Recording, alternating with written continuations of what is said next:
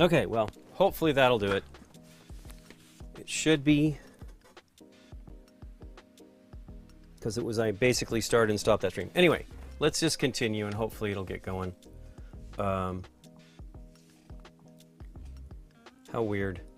It's really, hey, great. Playing video. Let's see if live is going. Wow, it is not working. I don't know what I'm doing. So, hey, I'm sorry if anybody missed it on YouTube. What a pain. It was working before and I messed it up. I thought I actually should have just stopped the other stream. I thought I did. I don't know. Who knows what I'm doing. So, we'll go back to what I was supposed to be doing. I'm going to be painting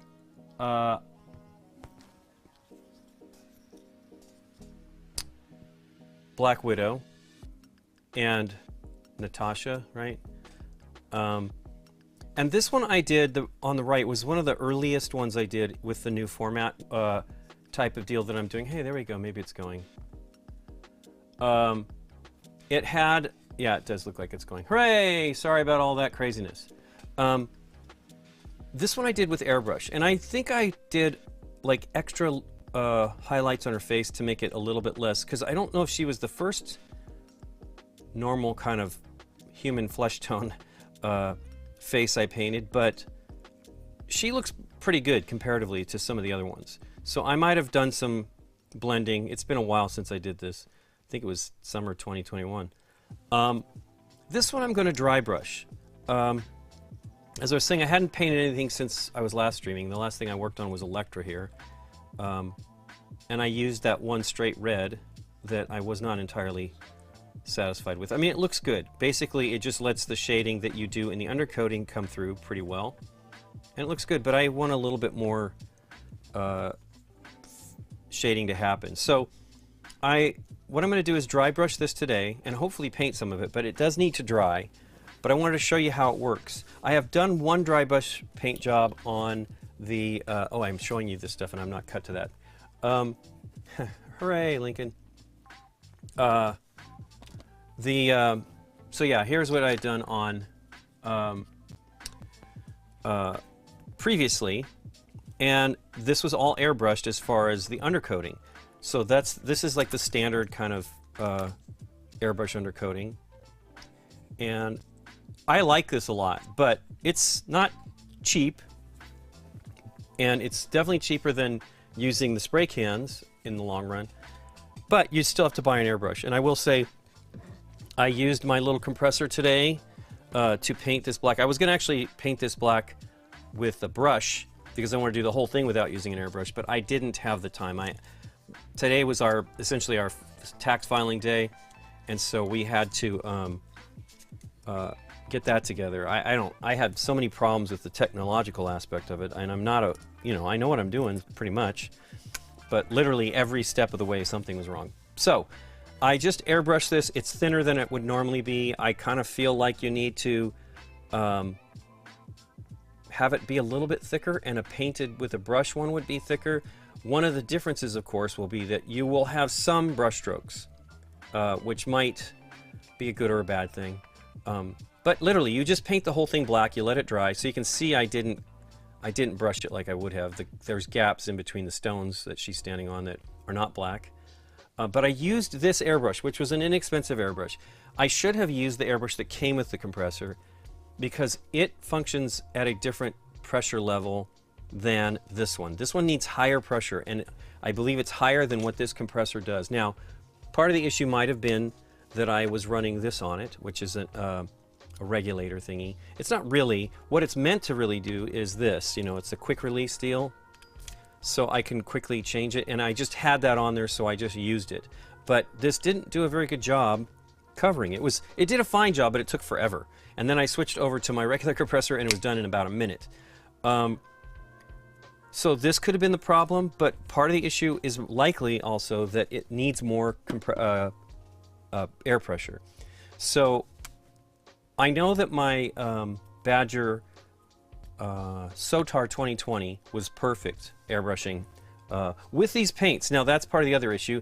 You could probably airbrush with that airbrush on that compressor, but you would need to thin this. And I actually don't want to thin this. I feel it's the right consistency, and it's designed to be airbrushed. Now, I wasn't using a Badger airbrush, but you don't have to use a Badger airbrush. This is very much similar to a Badger airbrush, but this is a Harbor Freight one that was $20. I don't think they... You can find that one still, but it's not easy to find. They don't actually have a single airbrush for sale. You can buy their compressor kit with an airbrush. Hey, thanks for the follow, Magus Rex. I'm painting some Marvel stuff today, and I'm doing stuff a little bit differently. The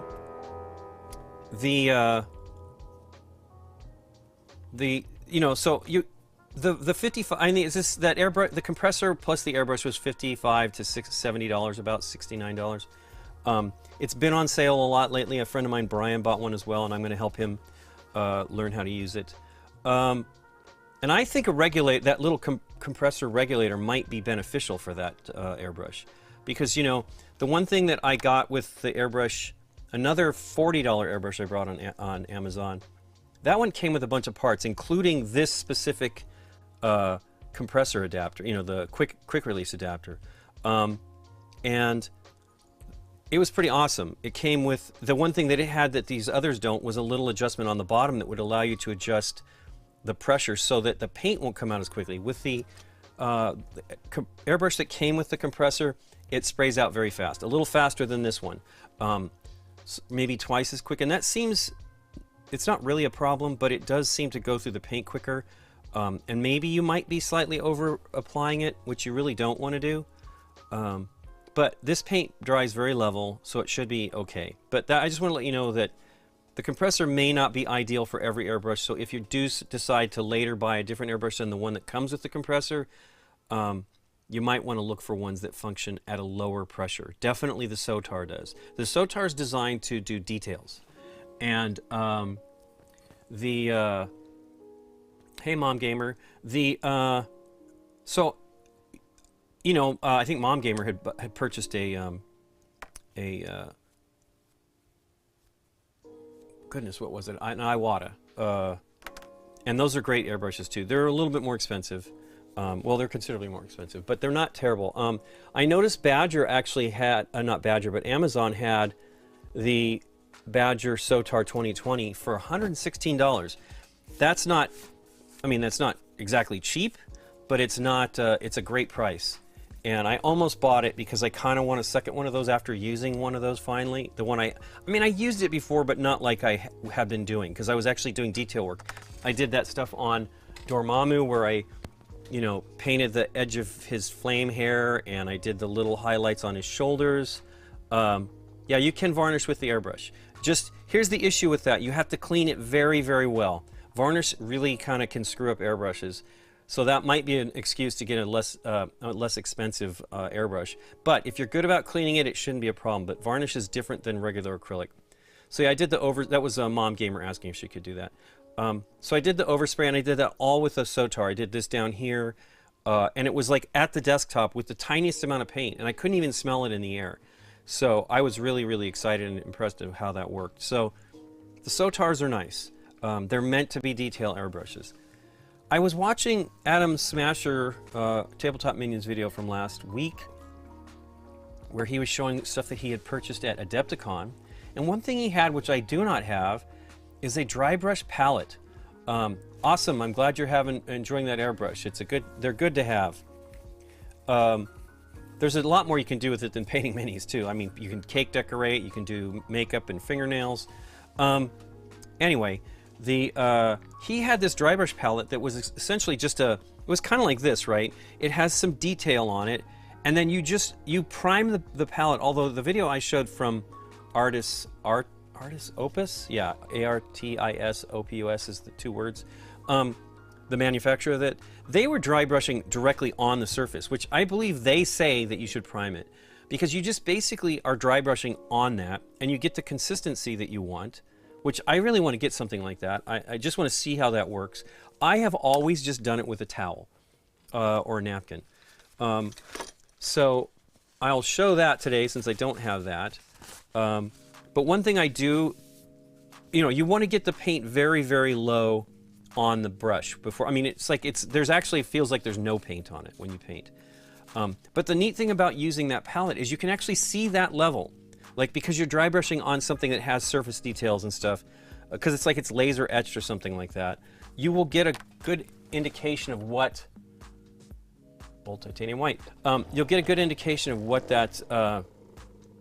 I use Mom Gamer. I actually varnish everything with a brush out of the bottle. As far as using it in the airbrush, I wouldn't thin varnish. So yes, I would use it. I would use it as is. Although you might be able to use an acrylic thinner that's designed for airbrushes. I have this here, but I'm not certain. Like the resins are the same in in varnish, right? So I'm not 100% sure. You can experiment with it. Do not directly prime one of your miniatures before, varnish one of your miniatures before testing. The one time I did do it, so I've done it once, and my gosh, I was doing a quick 30-second test, and there was so much varnish in the air. I did it in the winter, so it was a little cold, and so I did it inside. And I thought, no problem, but immediately I was like having breathing problems. You should absolutely be wearing a mask, probably wear goggles, and just be cautious, and definitely use good ventilation. So that's one excuse to do varnish by hand, especially in the winter months. Now we're getting out of the winter months. So when you do this, you want the tiniest amount of paint on the palette. So I don't really like to use this. I have a tile that I use to put paints on, and I will use this, even though it's probably not a bad idea to do it on the palette, the wet palette. As I said, I was watching a video, and the guy was doing, from Artist Opus, he was doing it like adding water. He had like let's say a small pot, a little smaller than this, with a sponge in it, with like 1 drop of water in there that he was using to rehydrate the dry brush brush itself. So you're going to get the tiniest amount of paint on here. I mean, they were doing more than this. So that's not really tiny, but it's still a bunch, right? So now I'm going to just basically wipe it off till there's nothing left. And I do everything in one direction. And I try not to go over anything I've done. So there's what that looks like, in my opinion. Now, this may be too much. We'll do some of her hair. That's too much. So I'm going to clean that off a little bit there. I don't want it to be too much. So yeah, you got to be cautious. That's why using that palette might be a neat idea. Artist Opus. It wasn't terribly expensive. Wow, it really feels like I might have put too much paint on. Anyway, so here's what we're going to do. We're just going to, it's going to be, more brushy looking, right? It won't be, I mean, I think this looks great. I don't know if you can see it. But you're just going to keep applying it. And I mean, literally, I was drying this till there was nothing on the brush, but there still was something on the brush. And I'm going to try to build it up. I'm not great at this, the dry brush. I do plenty of dry brushing of painting, but I'm not really good at dry brushing undercoating, because I've only done it twice. I mostly did it for, wow,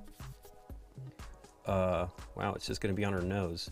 So I have to work on her face a little bit here. Boy, it's not focused. Oh, you know what? Probably get her out of the shot. That might help. Yeah, this. Oh, you know what? I need to change glasses. I can't really see this. But I want to try to get this so that it'll be a different look, but I think it'll be cool, and I will work on it till I have what I feel are the type of highlights I want. Now, one thing I will say is if you're doing it this way, you might get ultimately better results because you can modulate it even more, right? You know, like be more delicate with it than with an airbrush. Airbrush, I mean, if you have a very detailed airbrush, you can do some pretty intricate details, as I did on Dormammu there. Now, you see her face is not getting that light, so I think I'm going to have to keep applying this and letting it dry. But notice, I feel like the brush is dry, there's no paint in it, and it's still applying stuff here. I actually, when I was in Dallas last week, I had the BG library. Actually, I think it was Scott's spare copy of this to give me a second copy of this game. Number one, I do want to do Gray Hulk, which I guess was the original Hulk design. And they had, so Marvel United had like a promo card that wow, it's gonna be, so yeah, you see it looks more wow, it's probably a little bit too much paint on her, on their face there, because I didn't clean this enough. But I'm going to work on it because I want her face to be lighter than normally I get with some of the airbrushing. Now, I've been doing more airbrushing where I focus more on the faces, and I feel I'm doing it a little bit better. But I really like the previous one. I don't know what I did. I should have followed along with it. I think I must have brushed an undercoat on there by hand to beef it up because I felt she was too dark. It gave her a 5 o'clock shadow, which is not great. Oops, not enough paint. Again, I'm trying to put very little. There's not very much there, so let's see what I get here. Might not be enough, though. I mean, they generally put on a lot more than I do.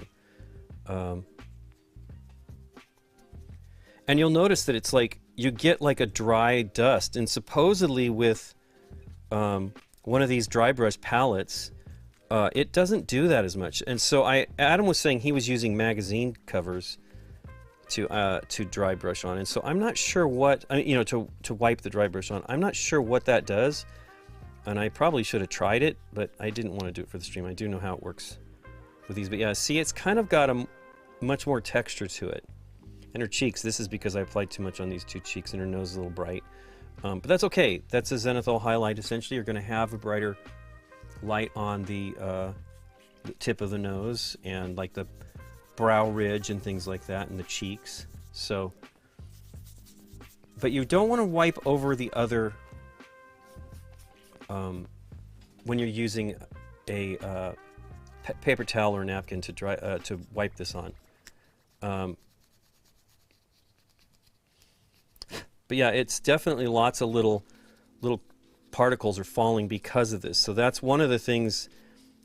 I guess the palette helps it not be chalky, and I'm not sure how that works, but one of these days I'll probably have one and tell you. I might just make my own. I do have a laser cutter, so I could potentially just make my own, do a little bit of research on it. But I don't think they're terribly expensive. It's just, I think it's a British company.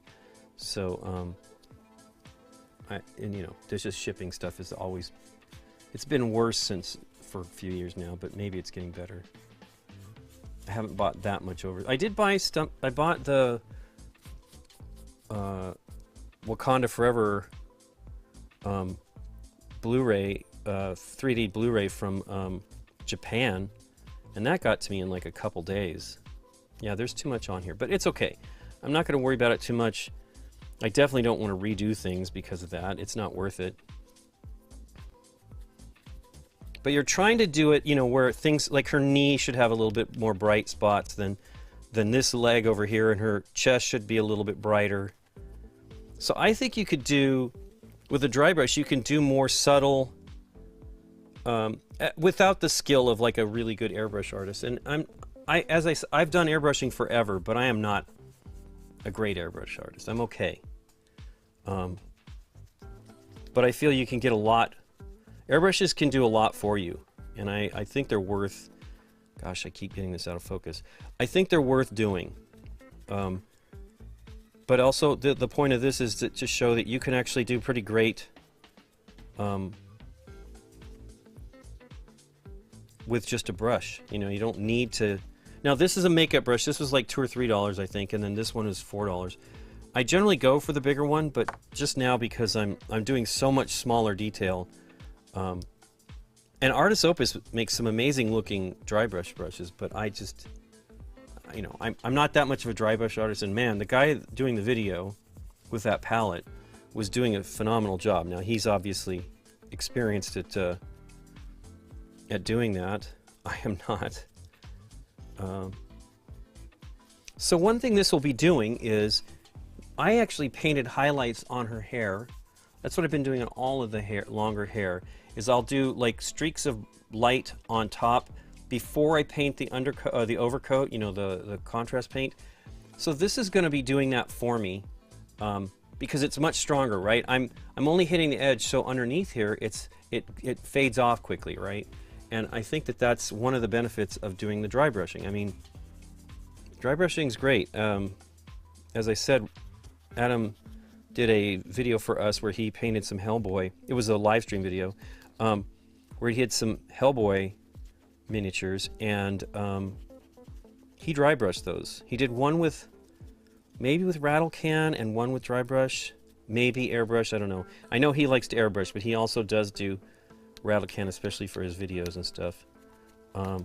Now the cool thing is, like, the symbols here, which will have red on them, are going to be really, they're going to stick out. They're going to poke out a bit because they're getting the highlights on there pretty strongly. Now, there's skin here that is not getting any highlighting, and I'll try to put some on there, but I might not have. Now, the crazy thing is you use a lot of paint because you're definitely just rubbing it all off and getting it all over the napkin, but boy, she's real flexible on this base. Maybe it's getting warmer here. So I think I will stop with that. Maybe a little bit more. I do like the hair. I think it's going to look great. I'm sort of, Mr. Fever, I am doing slap. I kind of had, ooh, you're going to Japan. That's awesome. We were supposed to go in 2020. I went in 2018, but Nikki has not been. I've been doing slap chop essentially forever, for a long time, but not like completely like the method. Most of the stuff I have been doing is essentially slap chop. I mean, that's a name. It's the hobby guy, I can't remember his name, came up with, but it is essentially that. I generally do the airbrush to do the undercoating. I've only ever done it a few times without it. This is going to be one where I will do it without the airbrush. So normally they look like this. I don't feel these are 100% ready. I airbrushed, I mean, this one here I'm working on, Elektra, she was airbrushed with this batch here. The white is not as strong as it should be, and part of that is, I believe, because I airbrushed too soon over the gray. And so I'll probably do another highlight with white when I return home before I paint those. But you'll see there's just a dust everywhere. And doing the slap chop thing with contrast and washes and stuff like that is really great. I mean, I have gotten a lot of stuff done, and I really like the results with Marvel United so far. Yeah, I've been doing this undercoat zenithal highlighting. Actually, I think Adam was the first guy that showed it. And you know, one of the things people do is they do the undercoating just to give them the shading tips, right? So, you know, like you see it and you go, okay, I'm going to do this, and then I'll paint some highlights on it. And that's pretty effective too. I'm obviously not going to be doing that. I really want to go quickly. I can paint, I mean, I show some of these minis all the time. I can paint pretty well in this traditional style, and I did the washes and brightening it up and everything, and it's cool. I love it. It just takes a long time. And you know, you don't want to do that. I mean, you can. I don't want to do that on every unit that I do for like 40K or something like that. I am excited about the boarding party stuff. I first 10. I mean, hopefully that means smaller units. Because I feel the giant armies, even though I have like a giant collection of minis to paint, and I will be doing some more GW stuff here eventually. I do want to get through all these Marvel United. So I'm going to let that dry. I feel it's pretty good. Her face is still not bright enough in my opinion, but that's coming from the airbrush mentality. Let's see here. Wow, I'm just smearing too much white on there. But we'll see what we get. Okay, so I'm going to let that dry. It probably won't take too terribly long, but I really want to give it some time because I don't want it to reactivate the paints. You know, that is one of the things, because then it would just make any kind of reds or anything I do like that will be pink. But let's continue. I want to get this out of here because it'll get dust all over it. It has been varnished, so it's safe. Now you've got to clean these, and you can't really get the brush wet. You have to, because they're not designed, on these anyway. These makeup brushes, this is an e.l.f. contour, and then the other one I have is the e.l.f. Ultimate Blending. I got both these on Amazon. They're pretty inexpensive. They do clean up pretty well, but you have to kind of work at it because just like you're at, dry brushing the paint off, getting the paint off on the dry brushing, you have to work to get it off the brush with a small amount of water. And wow, really a lot of paint just came off there when I did that, so there's still plenty in here. Oof. I also don't really like using napkins for this. I like using paper towels. So since I'm now cleaning and I have a semi-wet paper towel over here, I'll use that. Paper towels are a little tougher. It really has a lot of paint coming off it still. Crazy. In my rinse well here over here. I can see it spreading on the surface. So you really do have to get them clean. I mean, I don't know if I did a great job on this other one here recently. I think I can see some paint in here still. Yeah, you can see some paint in this direction. It's probably not in focus, yeah. So there's a little bit there. And you don't want that. You want the paint to be off as best as you can because then you'll start spreading other color on there. But it is really strange to paint this way because, you really get dust everywhere and it's not ideal. So we'll let her dry for a bit and then we'll work on some more Elektra. Elektra has black hair, I think. So what I'm going to do, let me see here. You should try Devil Boy. It's not that hard to paint, especially like these minis. These are quite large. When you compare it to the, I mean, this is a big mini too, right? Scale-wise, height-wise. But look how tiny the details are, right? And this wasn't that hard to do. This is pretty good, doing it this method. And these faces are massive, and I'm able to do the eyes reasonably well. So let's see here. I'm going to try to do things on two machines here. I mean, on the same machine. I generally like to only have the chat visible here, but I need a photo of it. I don't remember. It's been at least 3 weeks since I painted this. Is it in here? Yes, it is. I'll get back to the chat over there on YouTube in a moment. But yeah, I mean, let's compare. These are roughly kind of similar miniatures. This is brighter, right? It was quicker. Now, I could probably come in and do some of that on here to just buff up the whites, because I feel they need to be brighter. Now, this does things like edge highlighting and stuff like that you can, dry brushing can do when you're doing it over regular paints. So, and with a regular paint instead of the dry brush paints. I mean, not dry brush paints, instead of the contrast paints. I don't think you can dry brush with contrast paints. There's not enough pigment in them to do it. You might be able to do a little bit, really you use those. The best results is as a wash, either the contrast paint method or a wash where you thin it out a little bit. And, that's a lot of, there's a lot of power to that as well. Here we go, Elektra. Yeah, she's definitely... There's some black on her uniform, which some of these I left blank here. Her hair is dark black. I have to figure out what I want to do on that. I was thinking I would use the Basilicon Gray, but what I think I will use is one of the new blacks I have. Maybe Black Legion. I'm not sure if I love this color yet or not. I haven't tried it much. These were, the latest batch of these were sent to me by GW, which was very nice. But I haven't used that many of them. This red is one of them, and I used it. I really liked it. So what I'm probably going to do is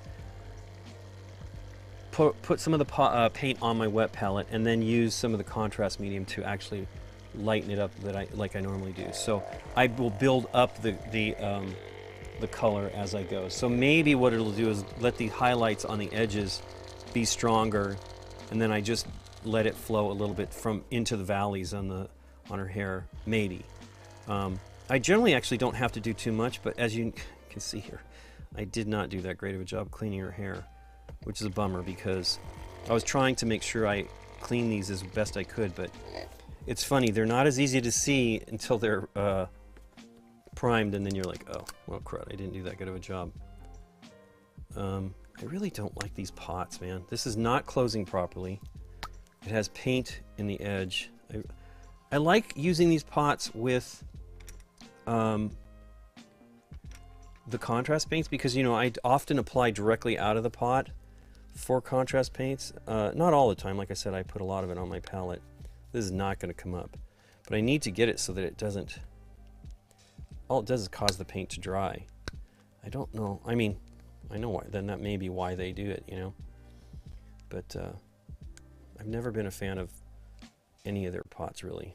The very first ones are pretty... Well, not the very first ones, but the ones when I got into painting Citadel Minis were in 2000, not 2020.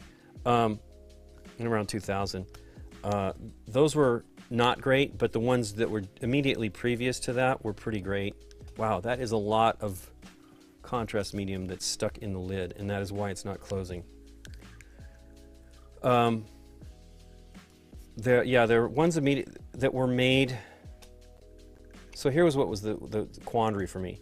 The ones before were made in Britain, UK, by the company that is maybe making them now, but also makes coat to arms and some other paints. And they went to France with their next run that were in what they called the bolter shells. And I really liked some of those paints. I think their metallics were some of the best I ever used until recently when I started using some of the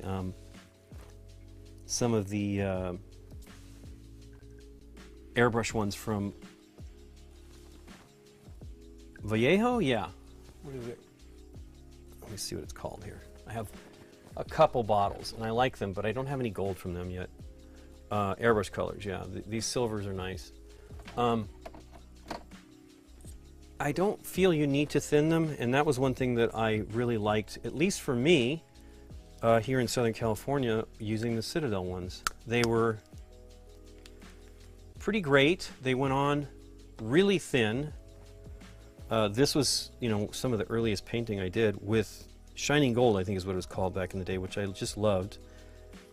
And, you know, I wanted it to be kind of thin so that it had, you know, this was me, like, not knowing the techniques I have now, and I would like to go back and do some of these again at some point. Wow,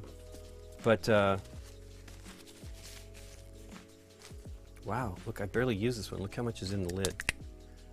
It's really kind of rough.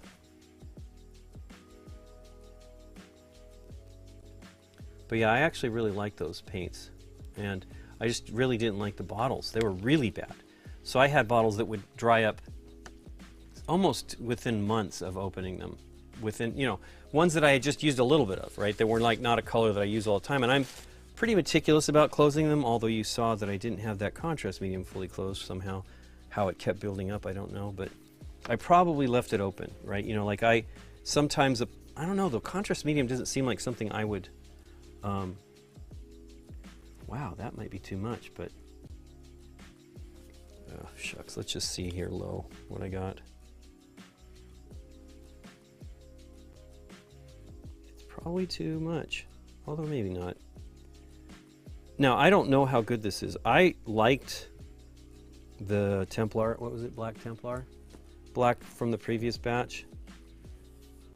I'm going to thin it a little bit more. Maybe not, it's awfully dark in there. Let's just go a little bit up here and see what we get. Oh, this isn't bad. What I like to do for this kind of stuff is increase the intensity by using the thinned paints.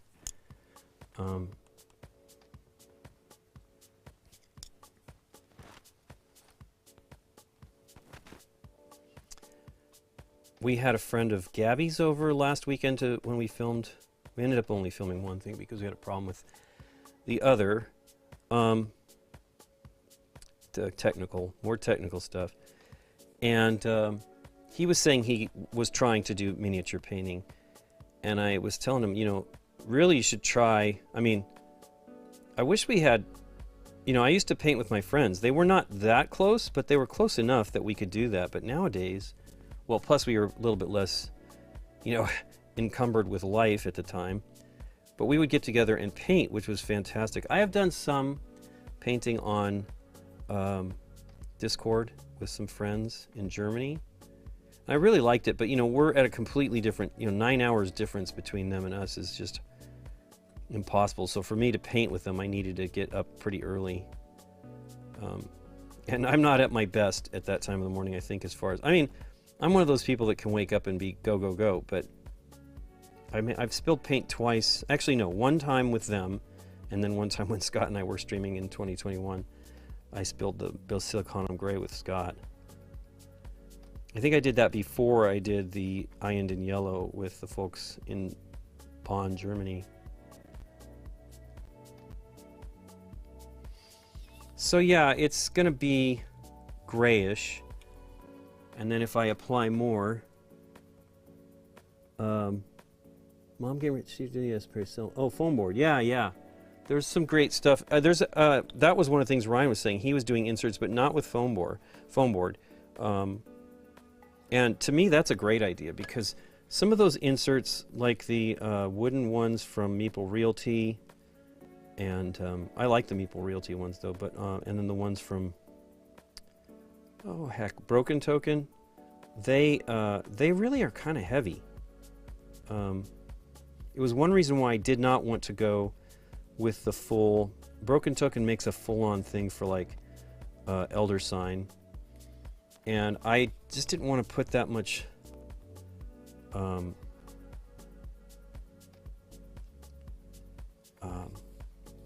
weight, you know, like it was kind of big, and my thing that I used with an old wooden paint box that held these ones from, gosh, I don't remember the company. Another company went out of business that was doing paint, Canadian company. What is it? Color, that's right. They were okay.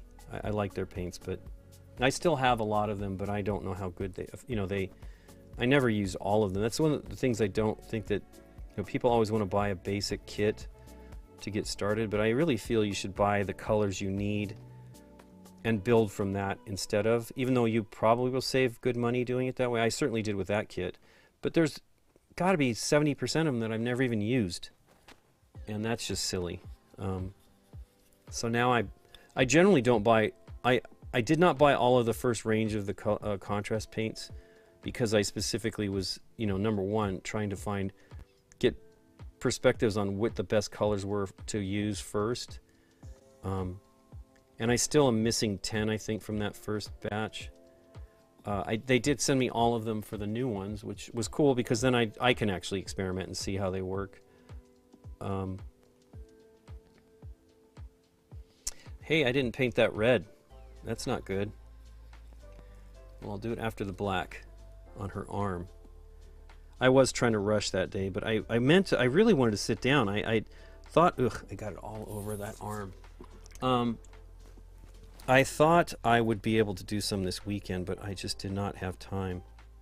And we are leaving tomorrow for Dallas on our way to Niagara Falls for the gathering of friends, which should be fun. Last year was a rough year, but hopefully this year will be better. And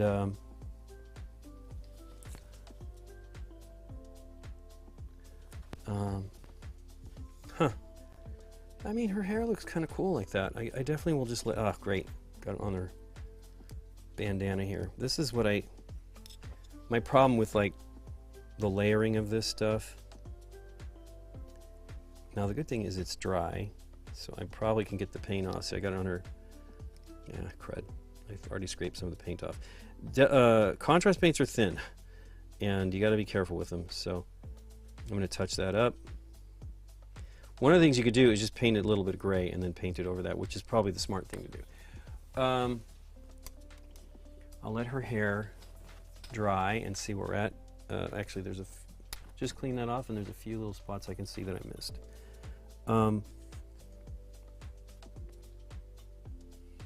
Yeah, I really wish I could have. I needed to take a break. It's been crazy. And wow, there's a whole bunch of red in there I did not get.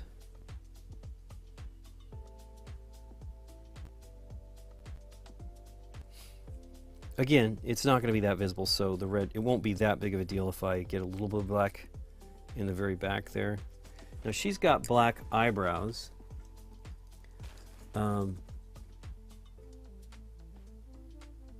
Folded space, yeah. Those are, I mean, making your own is a good idea. Now, that's the one thing I need to figure out is the one for this Marvel United stuff. Because I already have them. I can show you here. I think I have them here. Or no, I could put the lid on it. But this is the very first box of them that I have painted. And they're inside the trays. And I'm just nervous about the paint sticking to it. So far it hasn't been a problem, and I varnished and let them dry a very long time before I put them in here. You know, these are nice storage. I mean, it's not the ideal space, but you know, it's got this lid over it and everything. I'm just nervous that I'll foul them up, but we'll see. There's a blue hair. I think that's Nikki's hair, not mine.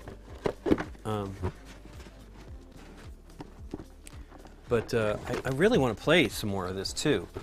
Maybe we'll play some next week if somebody brings it. I'm certain there will be some people that have brought it. I know there's people that are further along painting this stuff than me. But yeah, I'm going to let that dry before I try to paint that red, and then I'll probably do a little bit more black before. It's not quite what whatever. We'll see how that goes. I'll get the red out in a minute and do that where I took the paint off, trying to get the black off.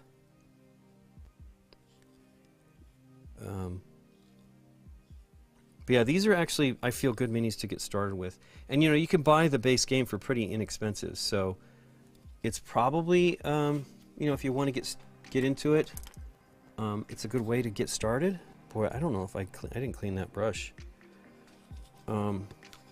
Sad. I can clean it though.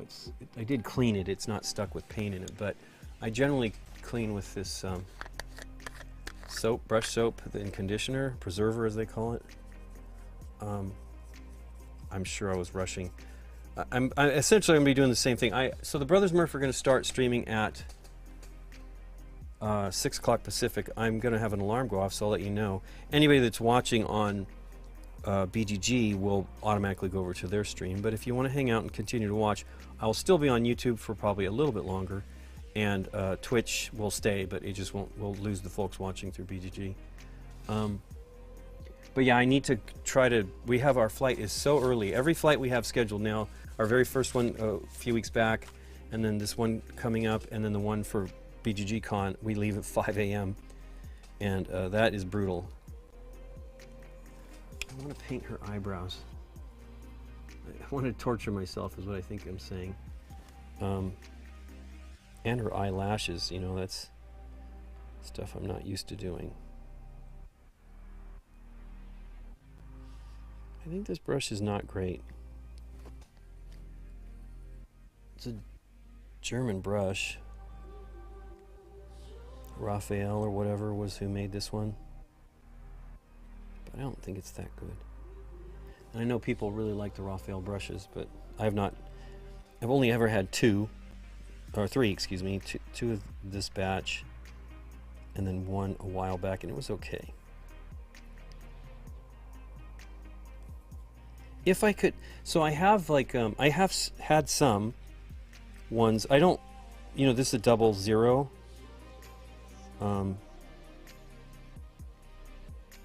I wish I had some golden Taklon or synthetic, because this other one here, I've beat the heck out of it. I don't think it's in here right now. But it was a, oh here it is. It's just ruined, you know. I'd had it for years, used it occasionally, and then I started painting the minis, and it just shot it to, you know, completely blown out there. I like those, but they're not very inexpensive. I thought they were no longer around, but then I found them on Amazon. And I think they're still made in Japan, and those are good brushes. Wow, that's some. She's Greek, so bigger airbrushes like mine, eyebrows like mine. But let's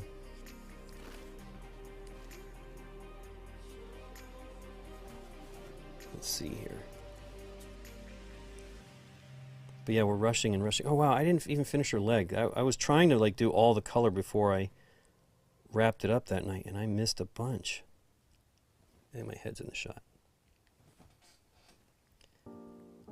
Wow, it's kind of warm. I think I need to take off my jacket.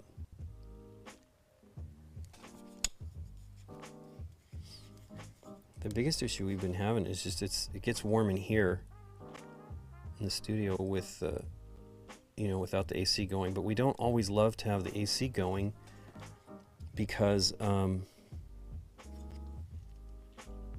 is that what that's supposed to look like?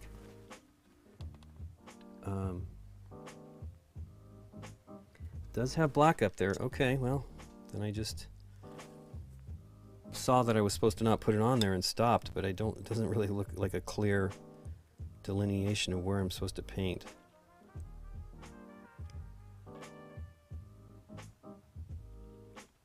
But yeah, it's not great to have the AC running. We, on the latest, or one of the new episodes I prepared for next week of Game Night, there's the AC was going when we were doing our intros, which is right underneath the air conditioning unit. And it was hard to I don't like to use processing to do the audio, and I learned something new about it's a tool called Sound Remover, and it did a better job. It still wasn't great. I would much rather not have to do that, but it turned out pretty good. At least it was much better than it had been for me recently. You can specifically take out things like sirens and jets, and Derek has to do that all the time because we have, over the years, it's just gotten more and more folks, I think, doing private flights in and out of the airport nearby. Kind of looks like she's got a Apple Watch on her bicep there.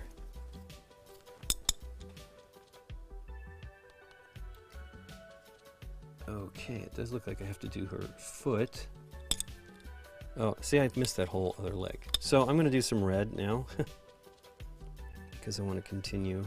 One of the things I want to try to do is, I mean, I have this other set. Let me take off. I think I don't have anything tied to this jacket, I don't think. I want to try to do, oh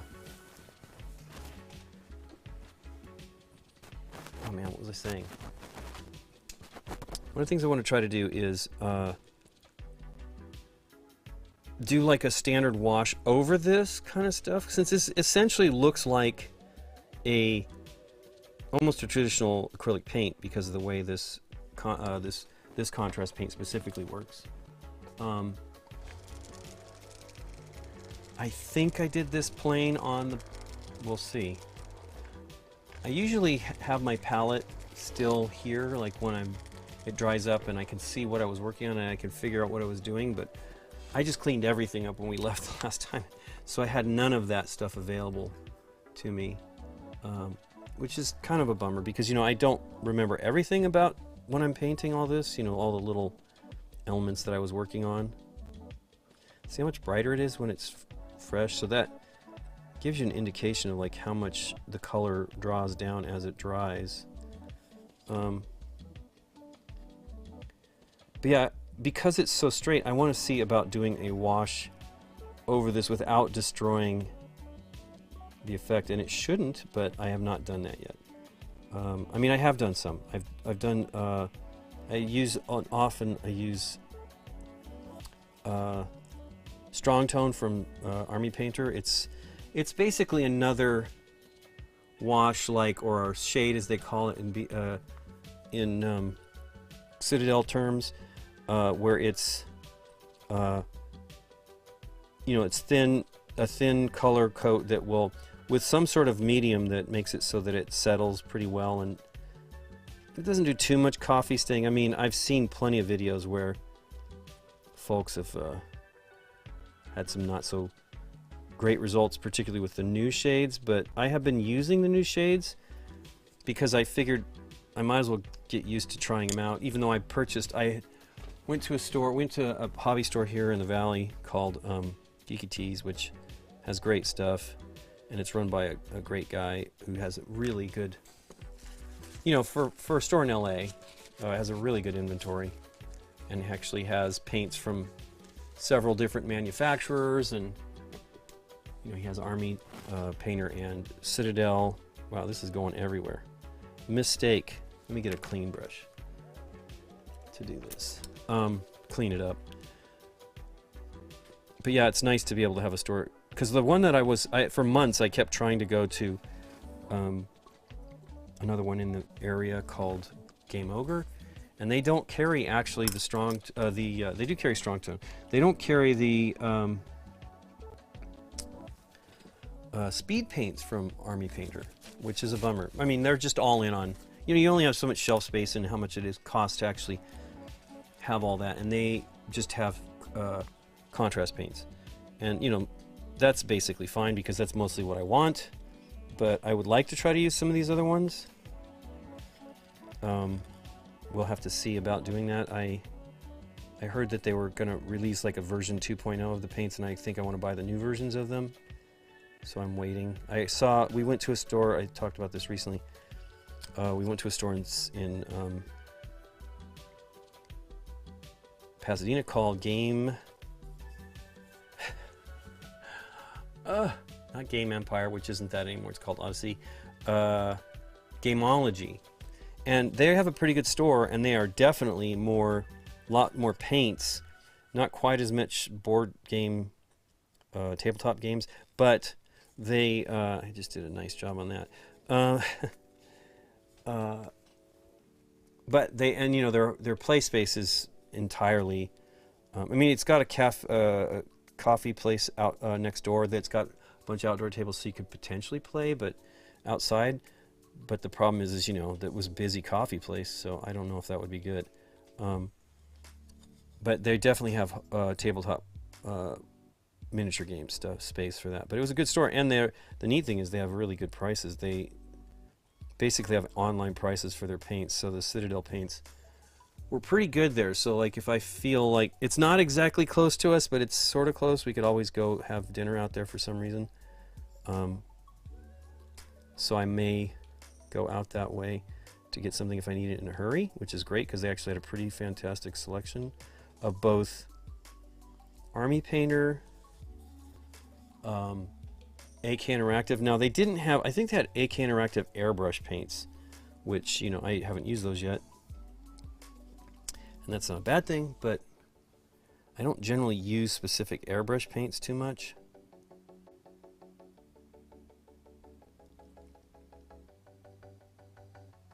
I don't have a real problem thinning stuff.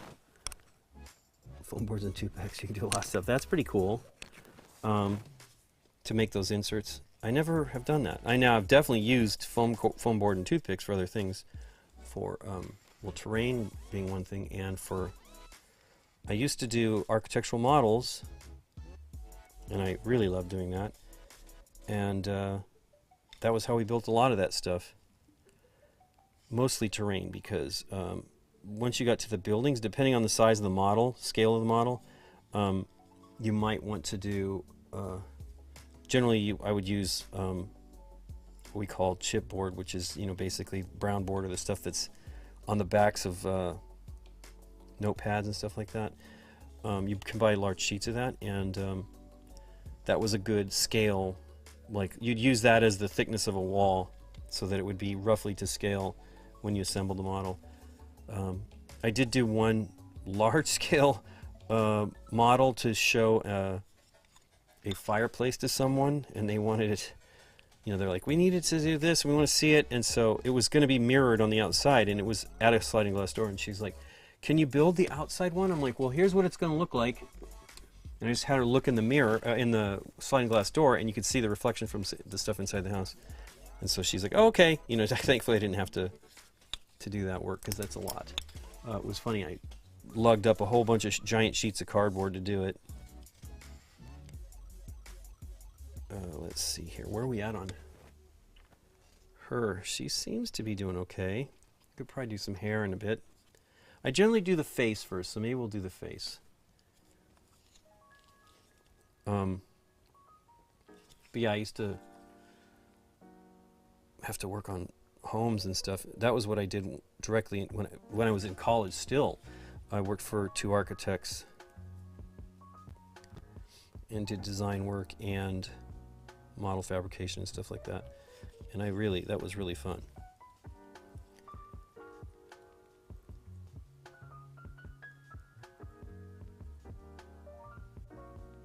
Not everybody needed a model though, that's for sure.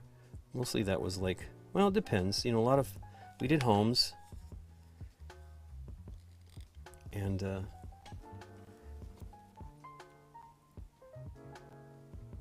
I think Deborah's show is, she's doing Angels in America Part 1, I guess, in DC. So she's there till the end of the month. And I think she's live now. Like, they were doing previews till last week or so. And so it's probably only like 3 or 4 weeks, I guess, total. Maybe it'll continue. I don't think it'll be extended. It's not like a Broadway thing, you know, it's at like a National Theater or something like that. I was kind of hoping we could go see it, because we'll be back east, but I kind of don't, you know, we have so much travel and I kind of need to be back home. There's some things we've been hoping to do. We've been contemplating doing solar on our house, and that requires us to be here to do those things. And we had to, so there was like some deadline to get the most credit from unused power that your home is not using.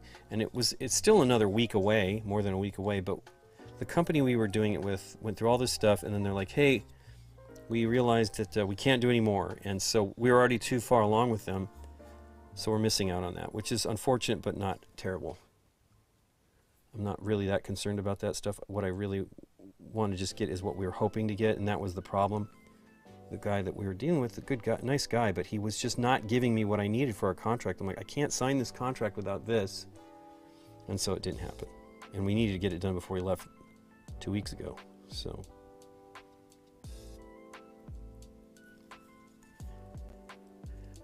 I am looking forward to going to Niagara, though, even though the town is a little frustrating.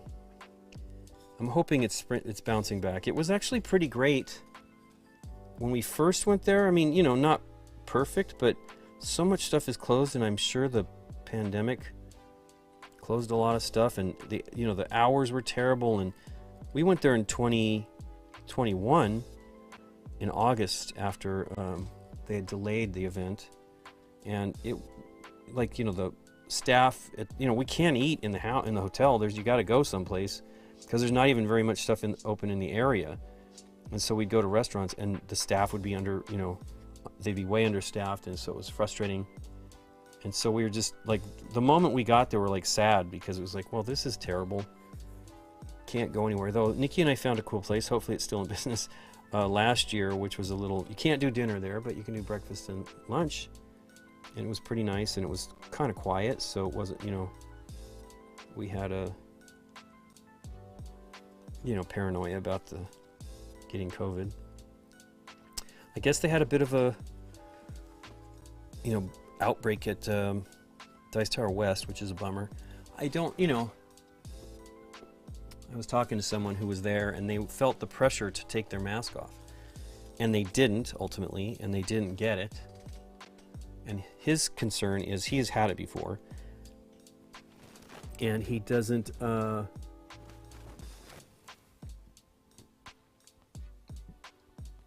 Hey, Gator Dave. He'd had it before, and he had heard. I haven't heard this yet. Hey, this is not on my right spot on my neck here. He said if you get it more than once, there's more of a chance of long COVID, which nobody wants. So I totally understand that. And the concern, our real concern is Nikki's mom is undergoing chemotherapy. And my mom is, you know, just getting old. It's just a fact, unfortunately. And our friend David, I actually have never met David in real life, but he's one of our Twitch fans, and his mother passed away recently. And I just, you know, I'm not ready for that yet.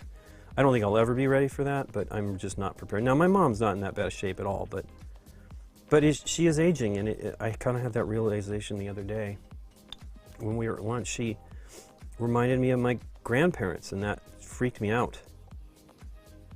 So I hope she does okay. She's a goer, you know, she does things. It's just that she doesn't necessarily have enough to do. And so we'll be gone for 2 weeks, or almost 2 weeks. And that's hard because we see her. The good thing is Nikki and her get along, and they're both crafty people, so they like to do that kind of stuff. And they, you know, she got my, Nikki was taught how to crochet by her grandmother, but she didn't keep it up, right? It's one of those things that you kind of need to keep it up to keep your skills.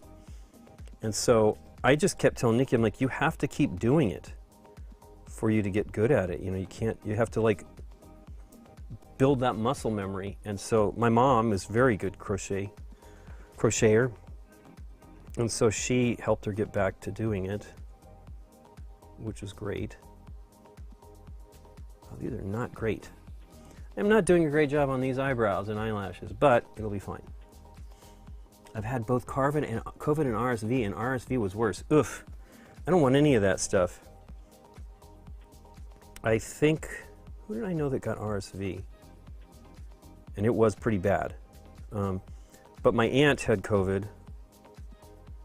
Now hers was an earlier version of it, right? She had it before the vaccines. And my uncle was out. He's been a musician a long time. He and my dad got along real well because they both did music, and we've gone to see him live many years ago in the 80s when I was young. And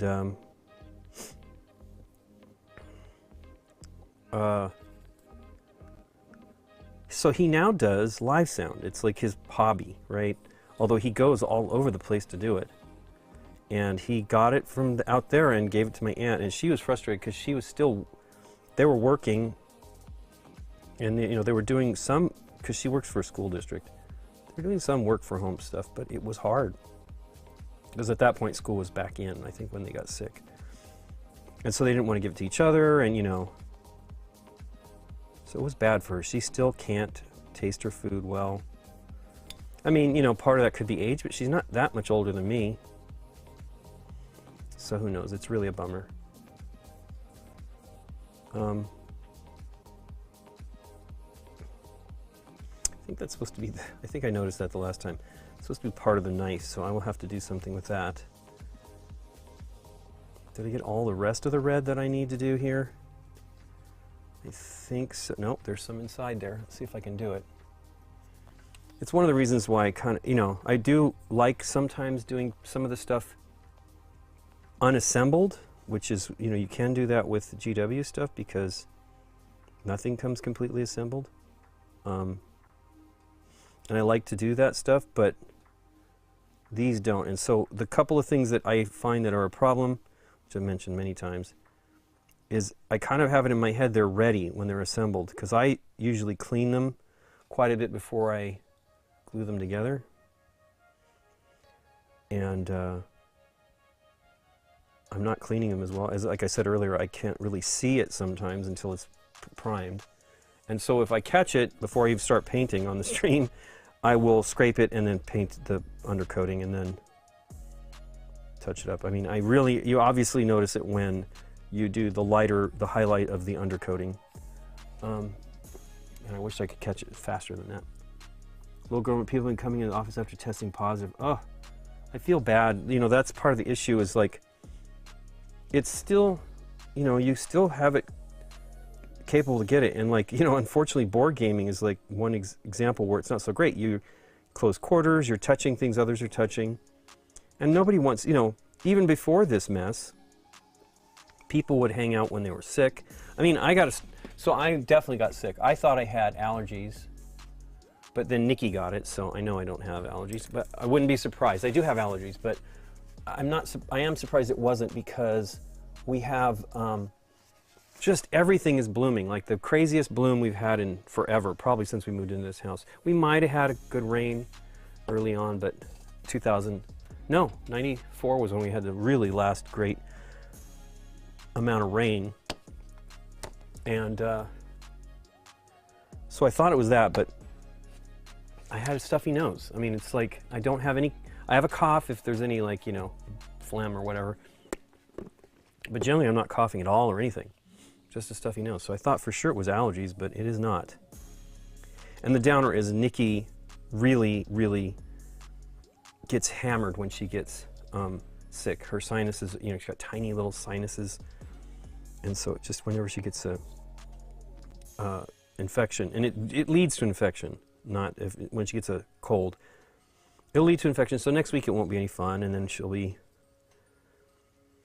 at the gathering. I don't know. So, you know, you go to these events and folks have traveled and they planned for it for a year or at least 6 months or whatever, and then you don't want to not do it. And I totally understand. It's like nothing more crushing than not being able to, you know, do what you were doing, but you can't. Like, I would not go if I would go maybe, but I would not be in the crowd till I felt like I was better. Wow, this is the same thing. Boy, these are really bad bottles. So yeah, it's a downer. Like, I don't know what you can do, and you know, the same with like not Gen Con, but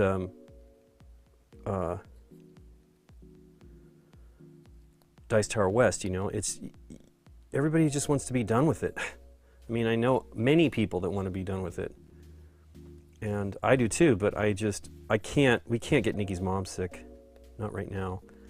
I have not been over there though, so this is the terrible part. I would like to go, but she generally goes when I've got something that I have to do. And we won't be here for Easter, which we haven't been for ages, because usually this April con is right Easter weekend, like the second weekend is Easter, and we will be out of Niagara by that point. I mean, out of Niagara by that point, but we will still be in Dallas till the next morning. So, and you know, her mom really, it's an important deal to go to Easter service and all that. So, I don't know, it's a bummer, and it worries, you know, it bothers Nikki too, even though she's not as crazy about going to the church, but you know, she wants to go for her mom.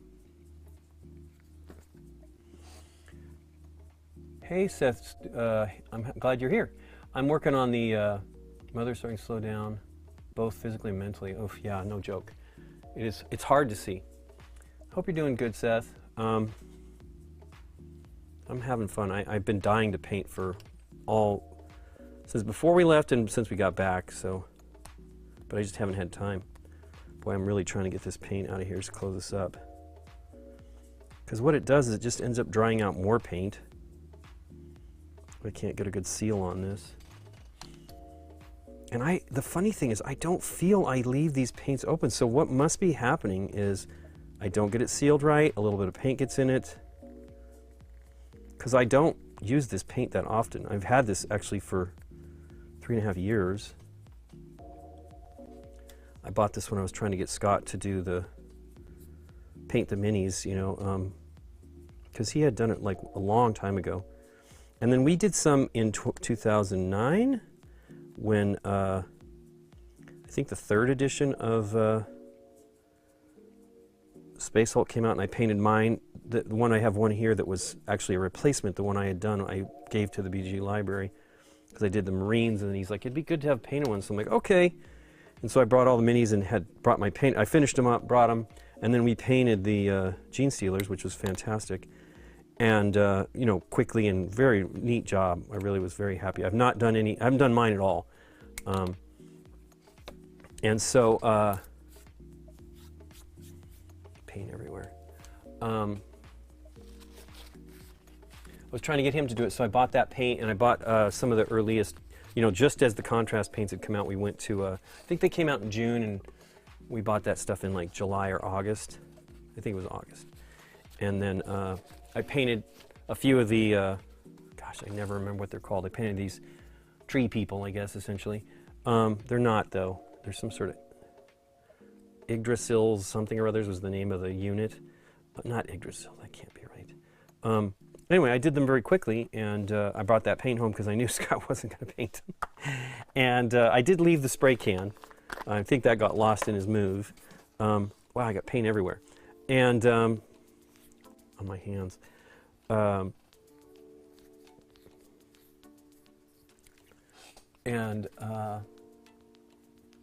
Board games going cardboard. I think I've seen that one, Seth. I think. It might be, is it Lorian Green, I think, maybe had done that one? I can't remember. Can't remember which one she did. There's a few of them out there. And then BGG produced one. Gosh, is that going cardboard? No, The Designers. That's a good documentary, too. That one follows folks like Matt Leacock and a couple of new designers. Scott, I mean, it wasn't really BGG, it was Scott produced it with Eric Rail. Eric has a new documentary that he's working on now. But I think I've seen Going Cardboard. I think I have it, the disc. Sylvaneth. No, I don't think that's it. It was just one of those Warhammer Underworld's army, you know, the little war bands. And I love them. They're really neat. And there were 5 of them. Something with a Y. And they're really cool. I've painted them all. I have not finished all the bases. That's why they're not really, truly done. I keep getting wrapped up in other stuff. That's why one thing I love about the Warhammer Underworlds, or I was going to paint this gray. That's why I opened that up. Kill Team. Because they're smaller groups of miniatures, and it's more manageable. And I don't necessarily... We'll see. We're going to see a little bit today if I get to it. How good I am at replicating a paint job.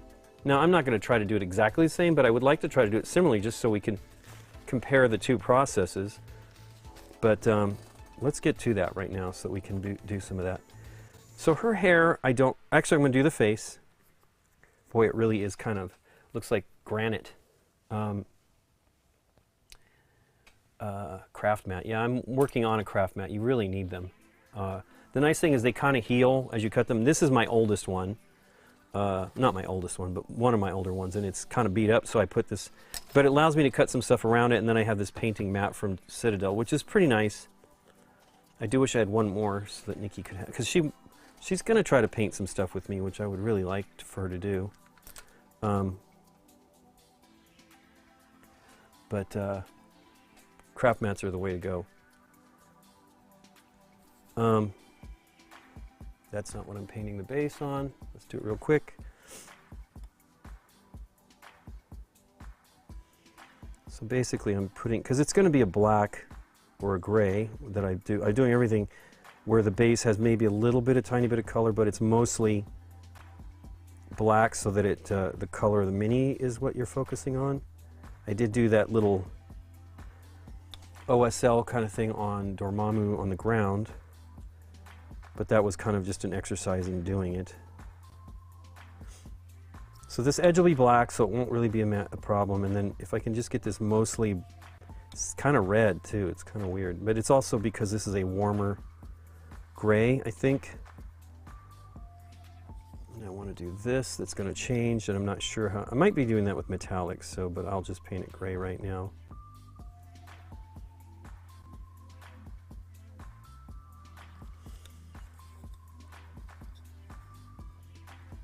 Last time we were in Dallas, we did not get to go to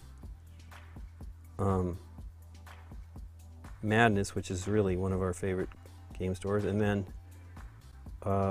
Common Ground, which is also one of our favorite game stores. They have 2 phenomenal game stores in Dallas. Very jealous. We have some nice ones, but they're just...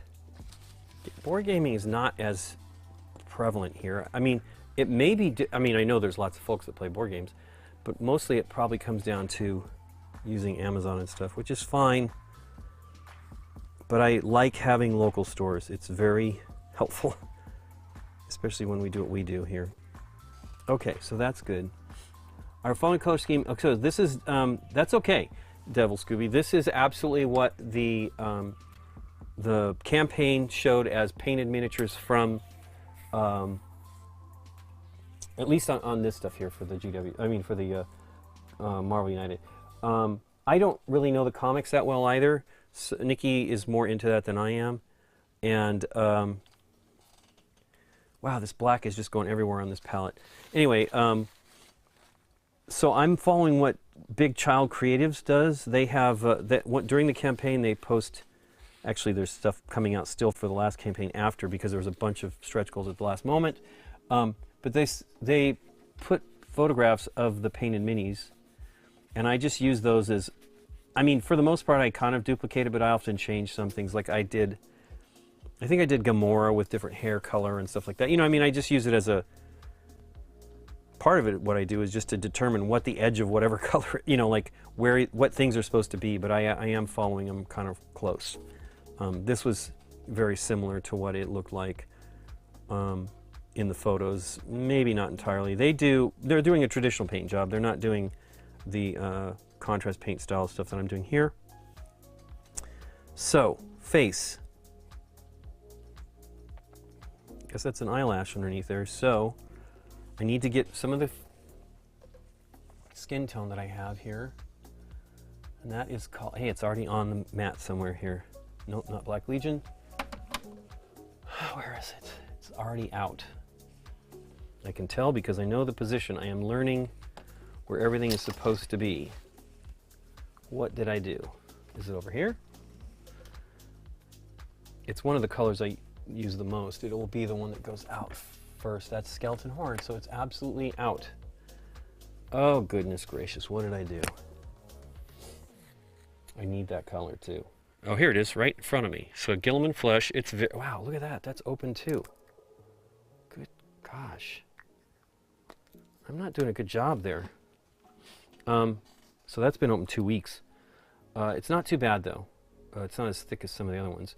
But I use the Gilliman Flesh for all of the flesh tones I've used that are human types, you know. I've done Shuri, and so this is one of the first ones I did for sure. When I found out what, because I was very disappointed with the color when I first got it. I was just using it like they recommend. And then I did, where's Shuri at here? Keep moving her. So I did Shuri, and I did Natasha with the same color. I just use, this is very thin, much less, or maybe thinned as much, maybe not quite as much, but built up a little more. And then this one is thinned out more, you know, and it does a really great job. I'm very happy with the flesh tones on most of these now that I've figured that out. And I only realized it when I went to the store and they have a display and they show the color in shades. And I'm like, oh, duh. This is why they don't have 50 million flesh colors, you know, because they have like things like pale or flesh and, you know, things like that in the standard paints. But these, you just put the contrast medium in it and thin it out. And I like to build it up anyway when it comes to the flesh tones. I mean, I generally do that with a lot of the colors. I add more and more color. You know, I start off with a certain level of the dilution of it with, it's not really diluted, but thinning of the color with the contrast paint, and then and build it up in layers on top of the skin. Now, this might be a little bit more. I am looking forward to the Guardians of the Galaxy 3. It's coming soon. I mean, it's a month away. And we will have to try to go see it in the theater. Nikki really likes the Guardians of the Galaxy, really loves them. So that should be good to go see. Kind of a bummer too, because I guess that's going to be the end of that. At least those iterations of the characters, you know.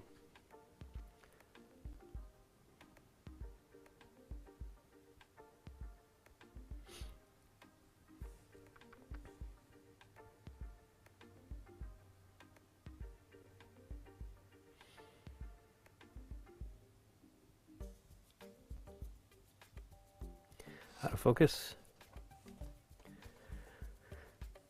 I should be actually putting this on here since she's drying, and I really should use a holder of some sort because I don't want to get my oil, oils in my skin on the miniature. Focus. Really, I think this, well, there's shiny things. Scott was pointing that out the last time. I think that is also an issue, but I think this matte is not really good for, you know, for camera. I should get. We have one, a cool one from the BGG store, but the color is like peach. Well, she's really dark. So I think I probably, well, it's okay. We'll have her be a little bit darker. It's peach colored, and so it's not going to be great for the camera, but it's really kind of cool. It has like little mixing spots, and it's got a cup that you can, you know, it's a collapsible cup.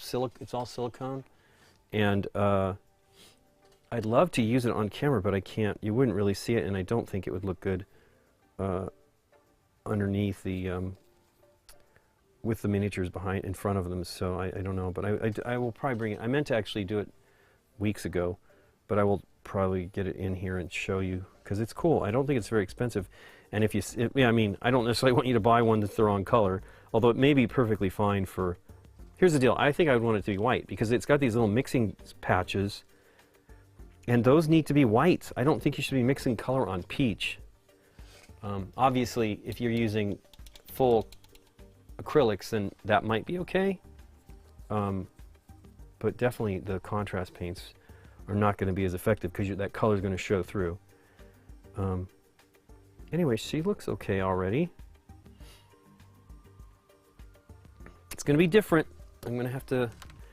I'm definitely much more of a smooth texture kind of person, but I am eager to see what this is going to be like. So I did the hair with, I believe, one of these colors. I think it was Flesh Terrors Red, and then I thinned it out. I might have put a little bit of the other red in here, because there were two reds initially. There was Blood Angels Red and Flesh Terrors Red. And I kind of want it to be similar. I don't think I'm going to match it exactly. Never been in a video game. Bad at them. Oh. Ooh, George Lazenby one is one of the better James Bonds. I agree with you. He was really good. Spider-Man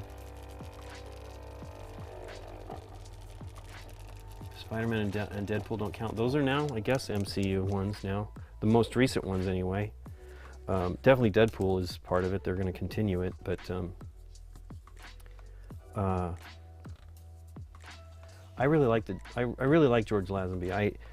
He was pretty good, and it had the right kind of, maybe a little bit more. Even though I love Connery's Bond, wow, that's not enough red. I'm a knucklehead. He had a little bit more the tough edge that. Timothy Dalton kind of brought to it, but more humor that was more like Connery and Roger Moore. So the first two essentially were my favorite ones, and I really like Daniel Craig for the most part. I don't love all the movies, but I do like him in them. And then I like Roger Moore, but you know, a lot of my friends grew up with that one, and those are the ones that I didn't like when I was a kid.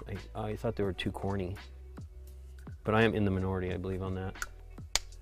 And then I liked Timothy Dalton, but he was a little too tough for me. You know, I mean, whatever. I definitely like Connery's lighter tone, but he's tough too, though, you know. I felt Lazenby did a good job. I think he kind of got the raw deal on that one. Because it was like, you know, I feel they used him as a bargaining tool, and I think he was frustrated too with all the stuff, so. Like too much emphasis on what they needed from him and not for his own life.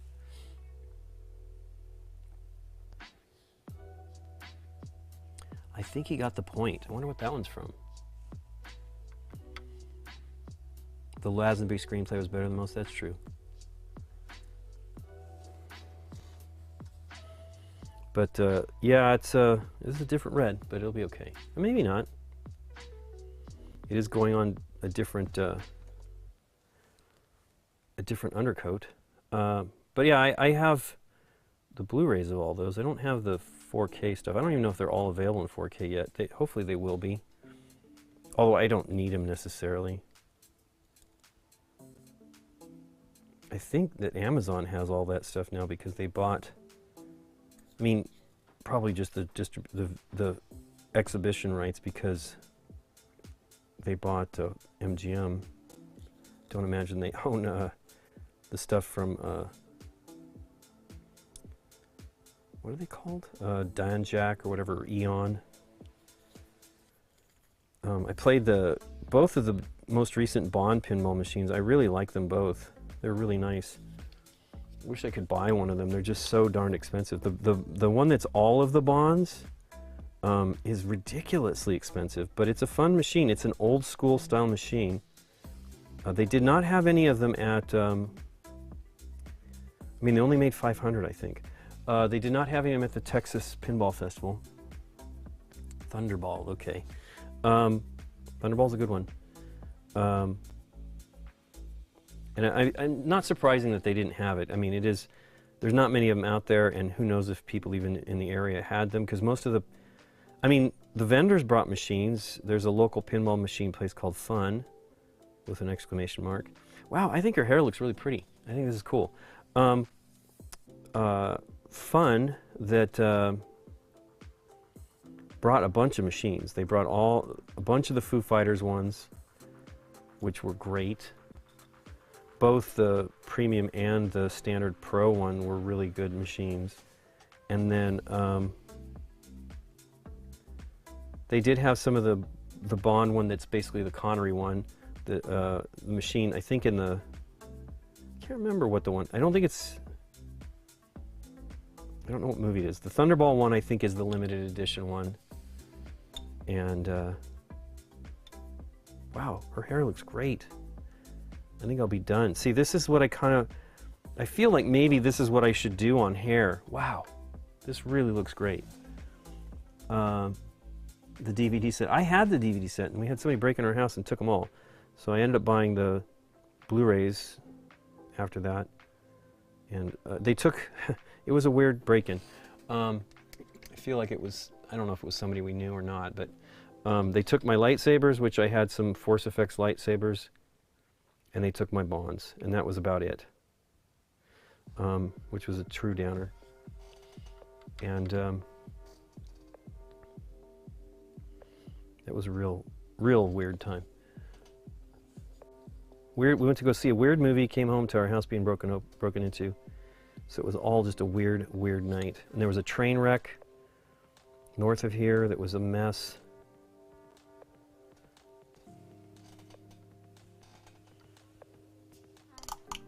Yeah, it does kind of sound targeted. I mean, so we used to do, I mean, I would love to still do them, we just haven't had the time. My brother used to help, which was great. We used to do what we called the movie parties, and it was our immediate friends plus some of their friends, and you know, we let people in our house and everything. You know, they're getting water and or drinks, and we were barbecuing and stuff. So, and it happened relatively soon after that, I feel. So who knows? Bummer. What are you gonna do? Well, we had, so it was well after Nikki and I got married,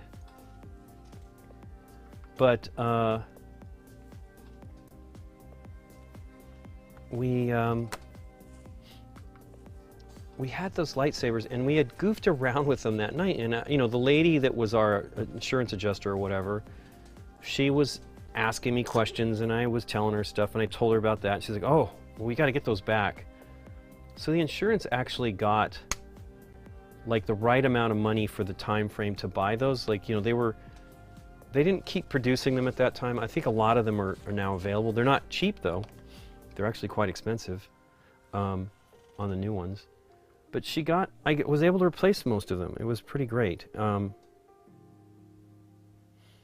think what happened is I had one, I'm pretty sure I don't know, I turned one of them on the other day to show somebody, and it didn't work the way I remembered it working, and I think is because I'm remembering the original version I had. So one of the ones I had that was Luke's lightsaber from Return of the Jedi was an early version of that, and they did not use LEDs. They used electroluminescent tape, I think is what it's called. And so the lightsaber would turn on all at the same time. The problem is I feel like I've looked, that airbrush had like an oil film inside where the EL tape was wrapping, you know, like then they have a diffuser and between the two of them, so it was sticking to it. And I feel that they're there like that, so I don't know why. I mean, that was many years ago now. It was like 15 years ago. So I don't know, it was very weird.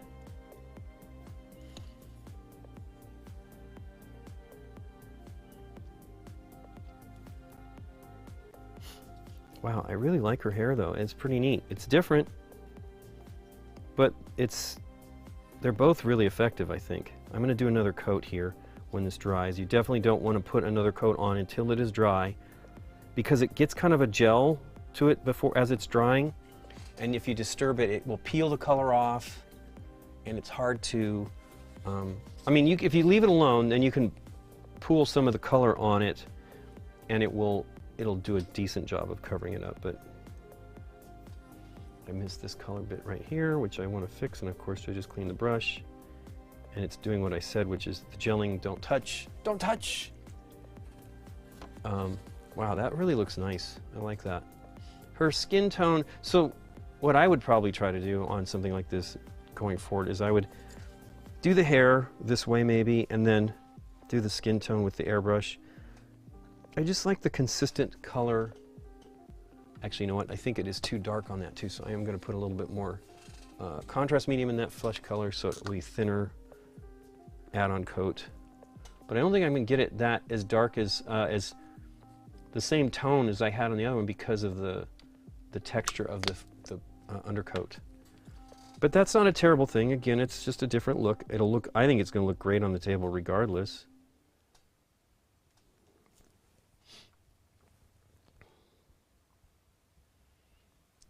But yeah, those lightsabers, it was funny because we did not do any of the lightsabers at the wedding thing, but that evening my friend had come in from Utah, my childhood friend, and he's like, he found out we were getting married. We were trying to do a small thing. He's like, I'm coming. I mean, because I had been the best man at his wedding, and I was like, we don't want to make anybody have to struggle to get, to come, but it was great. It was really fun. And so we were playing with the lightsabers. We were showing him those. I think we'd had them.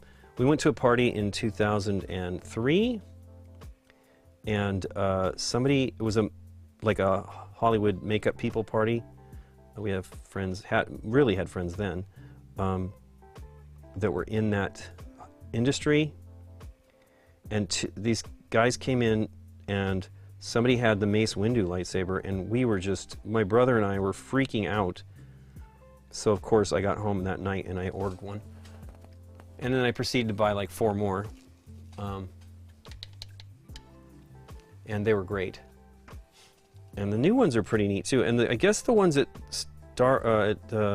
Galaxy's Edge in Disneyland are like even more advanced versions. I mean, there are more advanced versions of these ones that have removable blades. These do not. Wow.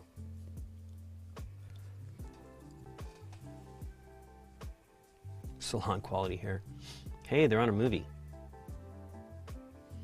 We are going to try to shoot in 4K, and people were saying we are shooting in 4K now. Our newest episodes, which haven't come out yet, have been in 4K, and people are like, "Oh, you're gonna need better makeup."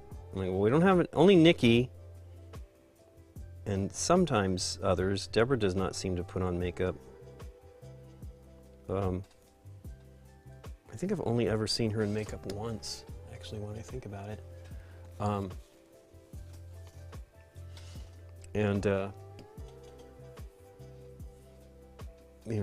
understand. I wouldn't. Makeup is a tough thing. I couldn't. I don't know. My skin is so easily irritated, annoyed by, oh crap, too much white. By stuff on my skin, like any kind of lotions and stuff. I couldn't imagine what it'd be like with makeup. But yeah, Deborah obviously she, you know, it's probably the fatigue, right, from wearing it like on productions and stuff. So she doesn't do it very often. But we did we filmed right around Christmas one time, and we were going to dinner that evening as a group, and I think she had makeup that day. She was dressed, had a really nice outfit on, and it was like, wow, okay, you know, I don't care. I'm one of those people that I like to dress as casually as possible. And so I respect others that do that, and I don't think it's a problem. You know what? I think this red needs to be the red, the bright red that I'm using now, because it's not, it won't be that bright because I already have this other color on it, but it's too close to the hair, which I think is what I used on the other one. But maybe I used like a fresher version of it or something. Let's see, where's it at? She is right here facing the other way. Yeah, it's a deep red there, so kind of a Black Widow kind of color, so.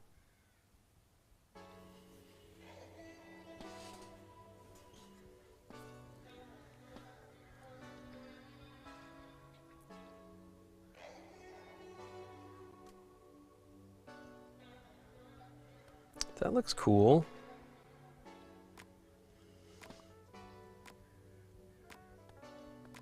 I really should be doing this after the black or the gray that I'm going to probably do for her bodysuit.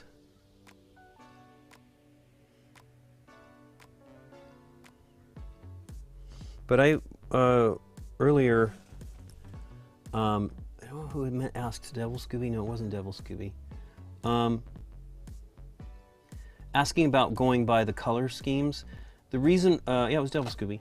One of the reasons why I like to just do that for a lot of this stuff is I don't want to put the thought into the color scheme. Now, I did that for these original, as they called them at the time, Eldar. I thought and made my own, which is fine, some craft world. I didn't create any kind of lore behind it or anything.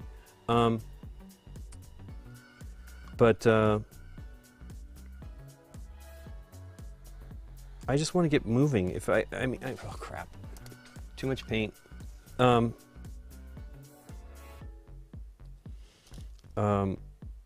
feel if I sit there and I get caught up in thinking about it, I never get started. And so, especially with like characters that exist in stories, you know, these characters do, I feel that's perfectly fine to just go with the colors, you know, and make some changes. I've absolutely made changes to this stuff that that others, you know, didn't do necessarily. I do like using the larger brushes, to be honest with you, but it's sometimes, I tend to misjudge how much paint is on the brush sometimes.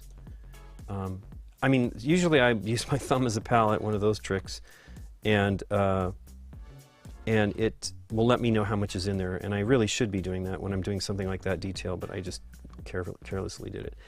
Now, I like her skin here. I think it looks good. It's different, but I like it. It's a little less children with dirty faces, but still a little. So one of the things I did on this one is I put a shadow of her hair on her face. I don't know that I need it. I thought that was a fun idea on that one. Huh. I didn't paint her eyebrows. Interesting. Well, we'll see what I'll do. I may paint her eyebrows when I do this one. Okay, well, let's do some of the gray.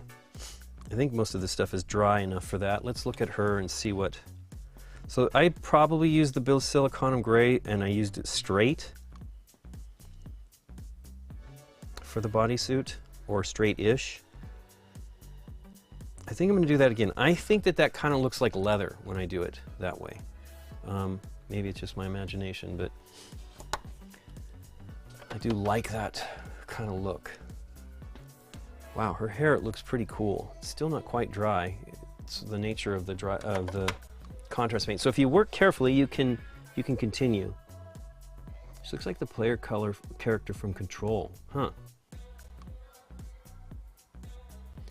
Can't spend too much time. He does, I mean, not anymore.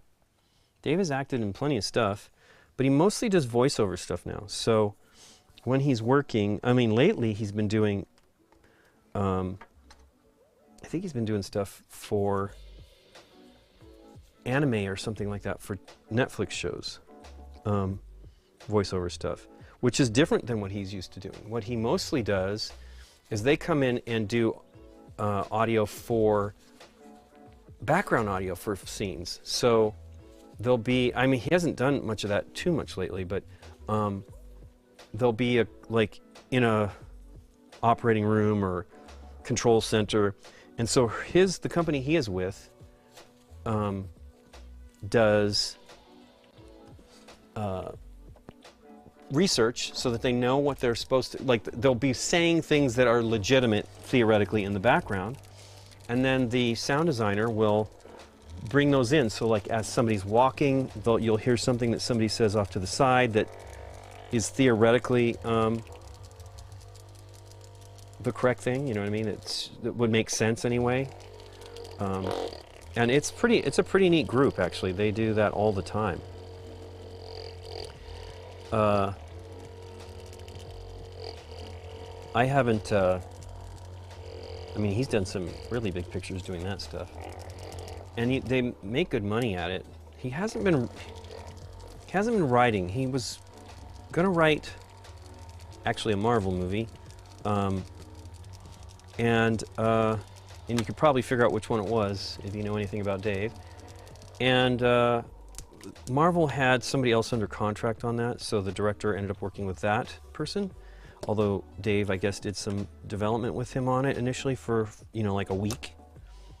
And it was a bummer to see that happen, but it was understood. You know, I mean, the person they end up using is really great. I already knew who he was and had seen some of his previous thing he had done. But they actually talked about doing more, so we'll see maybe at some point. But that was good long time ago, actually, now.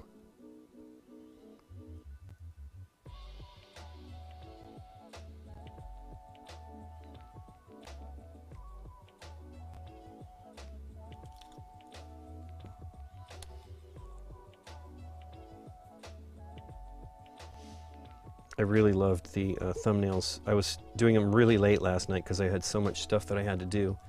But the thumbnails for Lord of the Rings, the second episode that we did, it was just funny. Dave's, it was really late, and I had been working on other things, and so to kind of wrap up the evening with that was really hilarious. And it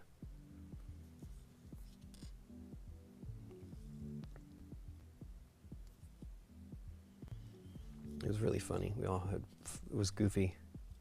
We decided we'd be all caught in Shelob's webs. So as somebody was saying, like we were saying Legolas incorrectly. I guess because we were Lego. I don't know. It's weird. I thought that's how you said it. So I was correcting Dave all the time because he kept getting everything wrong. But clearly I was getting that wrong too. So I don't know. But yeah, I totally thought it was Legolas. So, and I watched the movie, so maybe I'm misremembering it.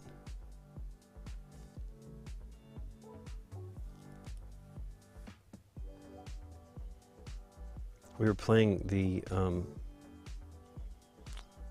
Lord of the Rings pinball machine a while back, not that long ago, but the person who had the machine had like a custom ROM with samples from the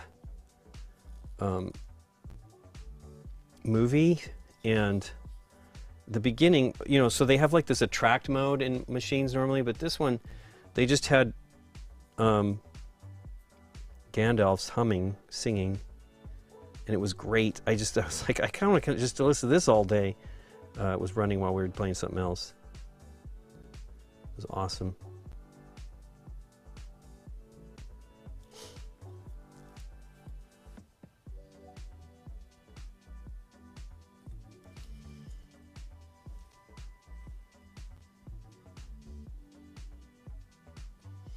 She's got an undershirt, so I'm not gonna, kind of looks like she does have an undershirt, so I won't worry about it too much. Wow, I really like this.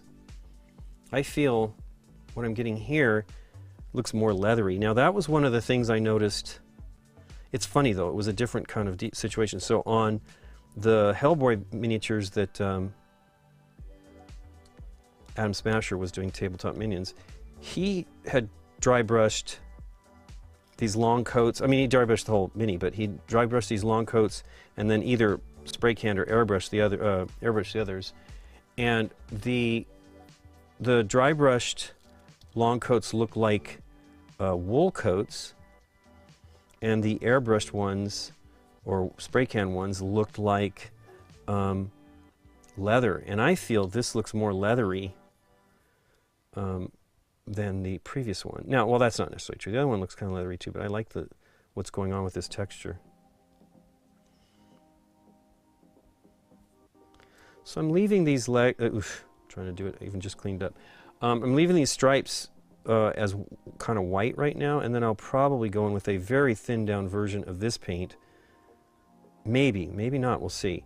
To make it more of a gray kind of a thing going on there. I was watching, I was watching Vince Venturella stream, and he was saying your finger is like one of the best tools you have, and it's true. Wiping off the paint with your finger is really helpful. So I'm not really sure. I mean, those are some sort of energized gauntlets that she has or whatever, but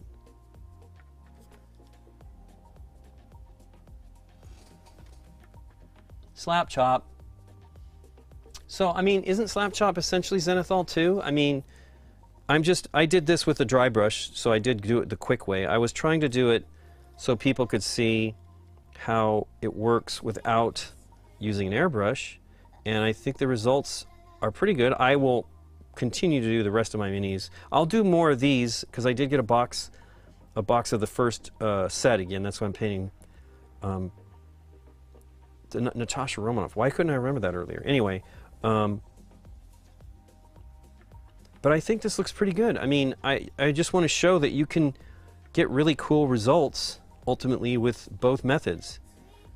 And they don't look identical, of course, but they look similar enough. And so what I'm going to do is I will probably do like these pouches with a very thin down version of this Basilicanum Gray, so it'll still have those light edges, and they might look like fabric instead of, I mean, these aren't leather, they're not wearing leather, but in my brain it's like leather. Wow, she really looks cool. But yeah, I'm encouraging people to buy airbrushes. I definitely had, that inexpensive set that you can get for $55 to get in on it. And you can spend a little more and get a better setup. Master, supposedly those are pretty good on Amazon, sells them, and what is it called? Spray Gunner has Sparmax. See, now that's what's funny.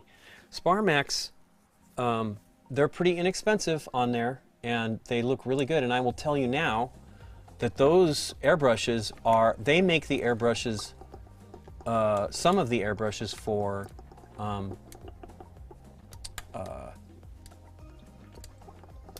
man, why am I having a brain fart here? On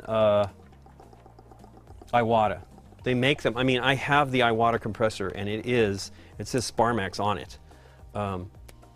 And you could get one of them from Spray Gunner. Now, they have issues keeping stuff in stock because so many people buy the stuff from them.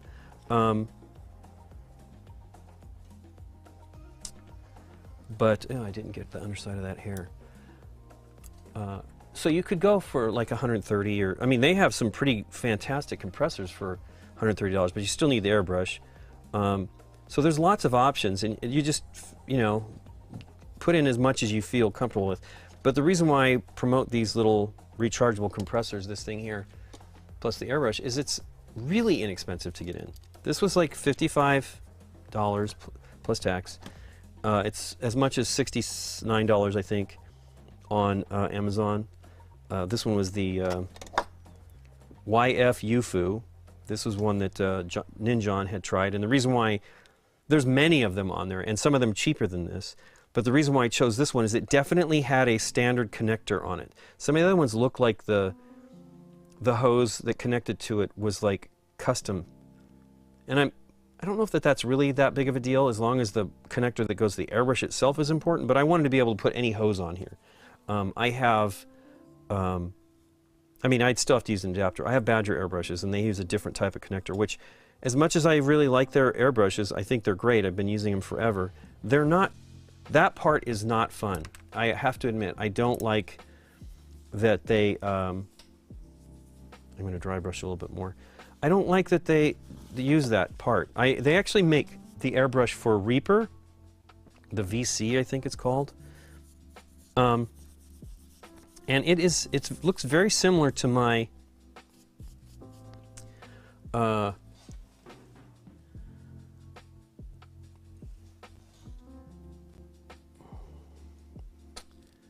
it looks very similar to my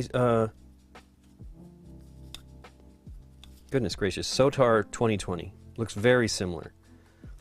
But it only costs, I mean, it's like $200, so it's more expensive. I mean, they're just a list price, and they don't have as many of them out there. And, you know, they're getting made by somebody else for them, so they probably can't drop down its price as much, because, like I said, the Sotar 2020, they had one of those with the, I think, fine needle setup, because you can get 3 different types of needles, for $116. And that's what I'm using. With this compressor, this little handheld compressor. You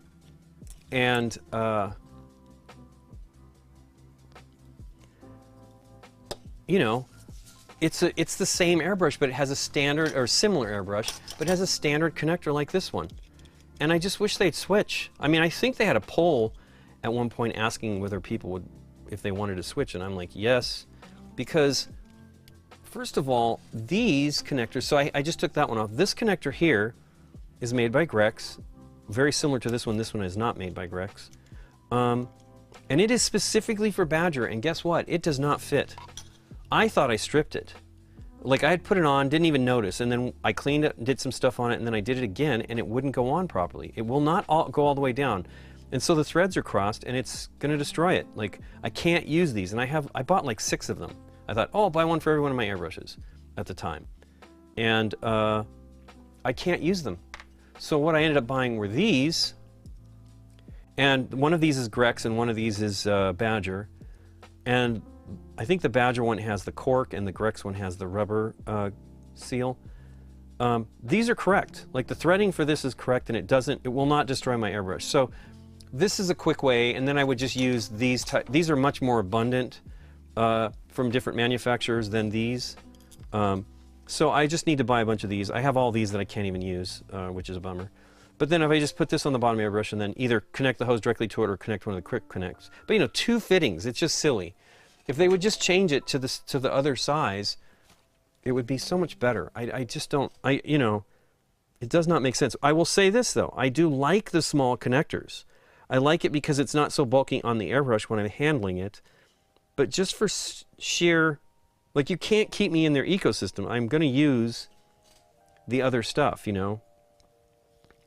And so it's a bummer. Hey, thanks for the follow, Daisy Duke 608. They had a Daisy Duke. They had a Dukes of Hazzard custom pinball machine somebody made that won. It didn't win the award. The one that won the award was the League of Legends one somebody did at the Texas Pinball Fest, which was great. Wow, she really looks cool.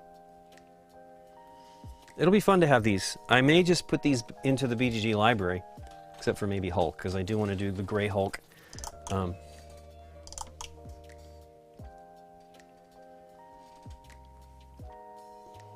What is it saying tomorrow will be in Dallas? Low.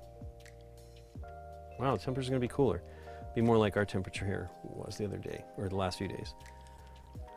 So yeah, I need to do her eyes. I'm going to do the lips. I think I'm going to leave the color like this. It looks a little comic booky, I think, but that's okay. I will probably paint her eyebrows so that, and I probably will go back and do these as well. I'm surprised I didn't do them. I was definitely figuring my way this way, because these are some of the first ones I did where I used the zenithal highlighting. Yeah, I was trying to do the priming like a zenithal highlight. Yeah, slightly missing parts. Well, it's not even slightly. I mean, I can't buy theirs, right, because they won't fit. Now, definitely, I bought some of these ones as well from Badger, and they fit perfectly, of course. The only way you can tell, the way you can tell for sure that, I mean, unless some other manufacturers do it, they do a crisscross knurl on the threaded part, on the part that you threaded onto the airbrush. And I bought from like South Coast Airbrushes, which is here in Southern California, and it got stuff real fast. But I think I bought one connector, a quick connect setup that I could convert an old hose to a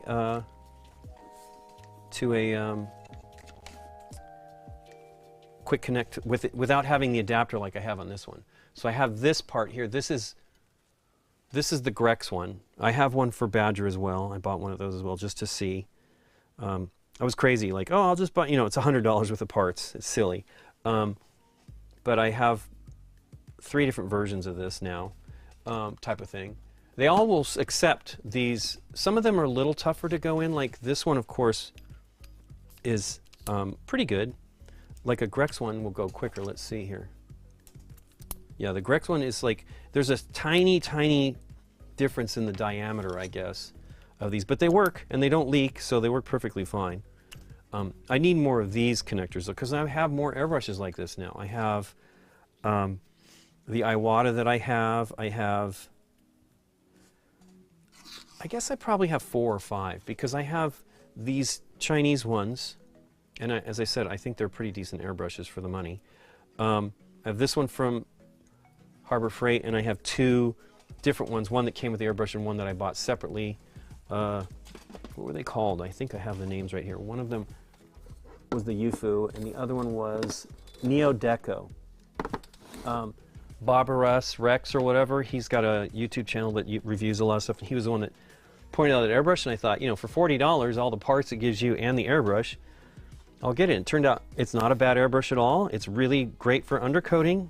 It does a little bit of detail because it comes with 3 different nozzle types. So they have a 0.2, I think, a 3 and a 5. I think I have a 5 in that airbrush. Maybe one of the 2 that I have of those 2, the one that came with this and the other one, I switched it to a smaller needle for doing detail. And you know, it was $40 and it's a good airbrush. And it has that adjustment I was talking about on the bottom here that like one of my Badgers has, I think only one. But it's actually a pretty effective little adjustment. You're just easing out the threading so that it more pressure or less pressure. And you really don't need it. It depends on your airbrush, but you don't need it for this little compressor. The little compressor is meant for lighter. It says it's rated for like 32. I don't have a gauge. And they say, it's like, well, that's the raw, and then the actual is around 20 something. And that's perfectly fine for most of the stuff that I do. But it was not working with this today. It was just not it worked, but it was slow going. So if I thin the paints a little bit with like an acrylic, and a lot of people will thin it. They would just never use this straight. They would put this in and use some airbrush thinner like this here, wherever it's at. This airbrush thinner from Vallejo, they would put that in there, and then that would help it. It would certainly spray easier. But I like the level of the intensity of the paint as it is, because I like the coverage. Yeah, the hand-painted hair is really cool. I think this one looks good too, but I think because it's darker, the highlights just look really great. Now, this was early. This is my first hair, and then let me show you. My first hair, here we go. Gamora was like one of the next ones. So I painted more distinct highlights on her by hand. So I just put them on the high end, and it looks good. And then I did Phoenix, or whatever her name is here, Jean Grey, and I did the same kind of thing. And I like that, but I really like how this comes with the dry brushing. So this might be something I try to do. It really looks nice. They're all cool. I mean, the reality is painted minis is just for the win, you know? I mean, it's the best part to have painted minis, because they'll be cool no matter what. If anybody's into the character at all, they'll be super happy to play with a painted mini. Gosh, I don't even know if I want to paint anything on these packs. I kind of like them, although, you know, she's kind of a ninja, so maybe that's a bad idea. And I really like the Badger airbrushes. I mean, I have used them my entire life. Well, since I got an airbrush. My parents got me one when I was probably 12, and I still have that airbrush, and I take very good care of it, and it still works well. And I bought many over time. I bought more of that style. That was a 150, and now I bought. They had like a sale in 2018, I think, where they didn't do it this year. They were charging their birthday, so it was like 54 years. So it was $54 plus tax and shipping. And I bought a few of them because I wanted to try them. And they had the Sotar, which was new. And I'm like, well, I definitely want to try that. But I didn't really use it until recently. And now that I've used it, I'm like, goodness gracious, this is fantastic airbrush. I wish I'd bought two. Although the reality is you don't really need to have two. You know, if you clean it, the way it works is you can clean your airbrush pretty simply by, ooh, that's red. You can clean your airbrush pretty simply by back spraying it. Now this airbrush, it will do it because I dropped this almost immediately and it broke this edge. You know, it's like, oh, I'm super eager to try it out because I wanted it to do undercoating. And you press that and then it will bubble back into the pot. So you put clean water in, you spray it through, then you back spray it and it'll clear this out. And it really did a good job. I mean, the only thing I had to clean, because I really didn't use it for more than 10 minutes, I only had to clean the needle. Now, you know, I should clean this nozzle part, you know, the cap. It's not the cap, but I didn't do a great job on that yet, but I cleaned the rest of it, and it was quick. You know, I did it real fast, and I'll probably clean a little bit more before I leave tonight, leave the room. But cleaning them is like not that hard to do, and you can easily swap colors between. Like when I do these the undercoating, I'll do the dark, and then the medium color, you know, the gray, and then the light color on top of that. And I just do the cleaning between this, you know, with the back bubbling thing between coats, and it works great. I think Slap Chop has more pronounced grades. I agree with you. You can do, I mean, it definitely does. You can still see some of it here because your edges, you know, these don't, what was the lady that I had here that was, what did I do with it? Oh, here she is. Jessica Jones, right? It's not in here at all. Like, you even with, I was using, I think I used the, I was doing undercoating though, but I was using the, I didn't use it, the Sotar. But yeah, it's like you don't see the, I mean, I almost feel like I should dry brush some of the stuff after the fact, like her hair maybe. Again, I don't feel this is correct either. This is still too gray in my opinion. And it's weird, like I did these kind of on top of each other almost a little bit quick, but not as quick as I used to do them. And I feel I had better undercoating like on this batch than I did, let's see, this was in that batch. You know, these were more like what I like brighter. And I don't know. Again, it's, you know, it's essentially all by hand, right? And it's me just doing it by eye, and you're going to get variations on on a theme sort of, so it's not always going to be the same. But yeah, like these are pretty great. You would not get this like this. So I think when I did these, I actually had to paint black in between them to give it this look that I'm getting from dry brushing. So I mean, there's pluses and minuses to each of these. I really like the faces. I mean, this one's amazing, but I think I spent time on her painting it after the fact. Like after it had been undercoated. Yeah, see, I have her neck. I mean, but it kind of looks like, shirt here, so I don't know. Whatever, they're both cool. This one's not done yet anyway. It looks like a tattoo needle. It does kind of look like a tattoo needle. I don't know if it's as fine as one. I mean, here's the needle. And this is common for most airbrushes, this style. It is really fine. And it's hard to like not screw it up. I have several broken airbrush needles over time, you know, bent. Like I've dropped my airbrush. So my very first airbrush, I have replaced the nozzle assembly many times. Not many times, several times. And I finally, like, you know, figured it all out. Don't stand around doing this stuff, doing on a, you know, do it on a surface that you can drop things onto if you need to. I mean, I did that here, and this was recent. I was out in the shop area, and I was like super excited, hooked it up, and was doing a great job. And then when I was getting ready to clean it, I dropped it. It doesn't really affect it. Like one of the airbrushes I have is just like 2 little points, and that's just to protect the needle. It's really just to protect the needle. Some of the ones I have, including that, I'll show you, including that Sotar, has no guard. Like you could really bend the needle super easily.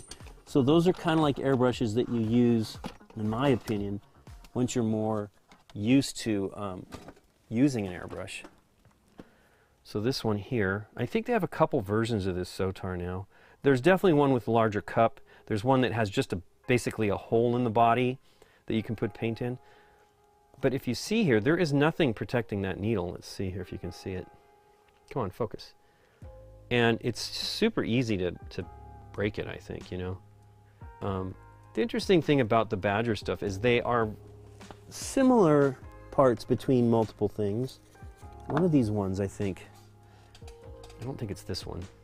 See, this one has the little fork, essentially, to protect the needle. I don't think this is the same, though. I think this is like... It's kind of similar to that one. No, this is more like the old one. Oops, I'm sorry you didn't see that. It's more like the standard one. The Sotar one has the little teeny nozzle part is actually loose, and it's kind of scary to me. But I really have enjoyed using it. Let's see here. I thought I had one other one, not the 105. I know that isn't it. Maybe the Patriot? One of them I thought had almost exactly the same setup. Yeah, this is it. I think. But it seems bigger than the one on the Sotar. It's crazy that they make all these different styles. I've not used this Patriot. This is not it either, though. I thought it was one of the Renegades. I'm crazy. I keep looking at airbrushes, too. Every once in a while I go through this like phase, like seeing what they're doing.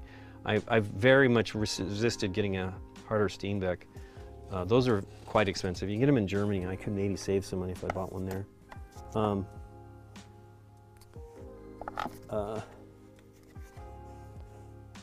Here's a Renegade Chrome. But yeah, I would like to try one of those, but there's no need to spend $250 for an airbrush. They have some less expensive ones, but yeah, see, this one kind of looks like that one. Let's see here. See if this comes off if yeah, it does. So look how tiny this is. This is very much like the Sotar. It's dinky and it's so easy to lose. Now, the Chinese ones have a similar thing, but those are threaded on. This just sits in the nozzle area here over the needle. It's just crazy.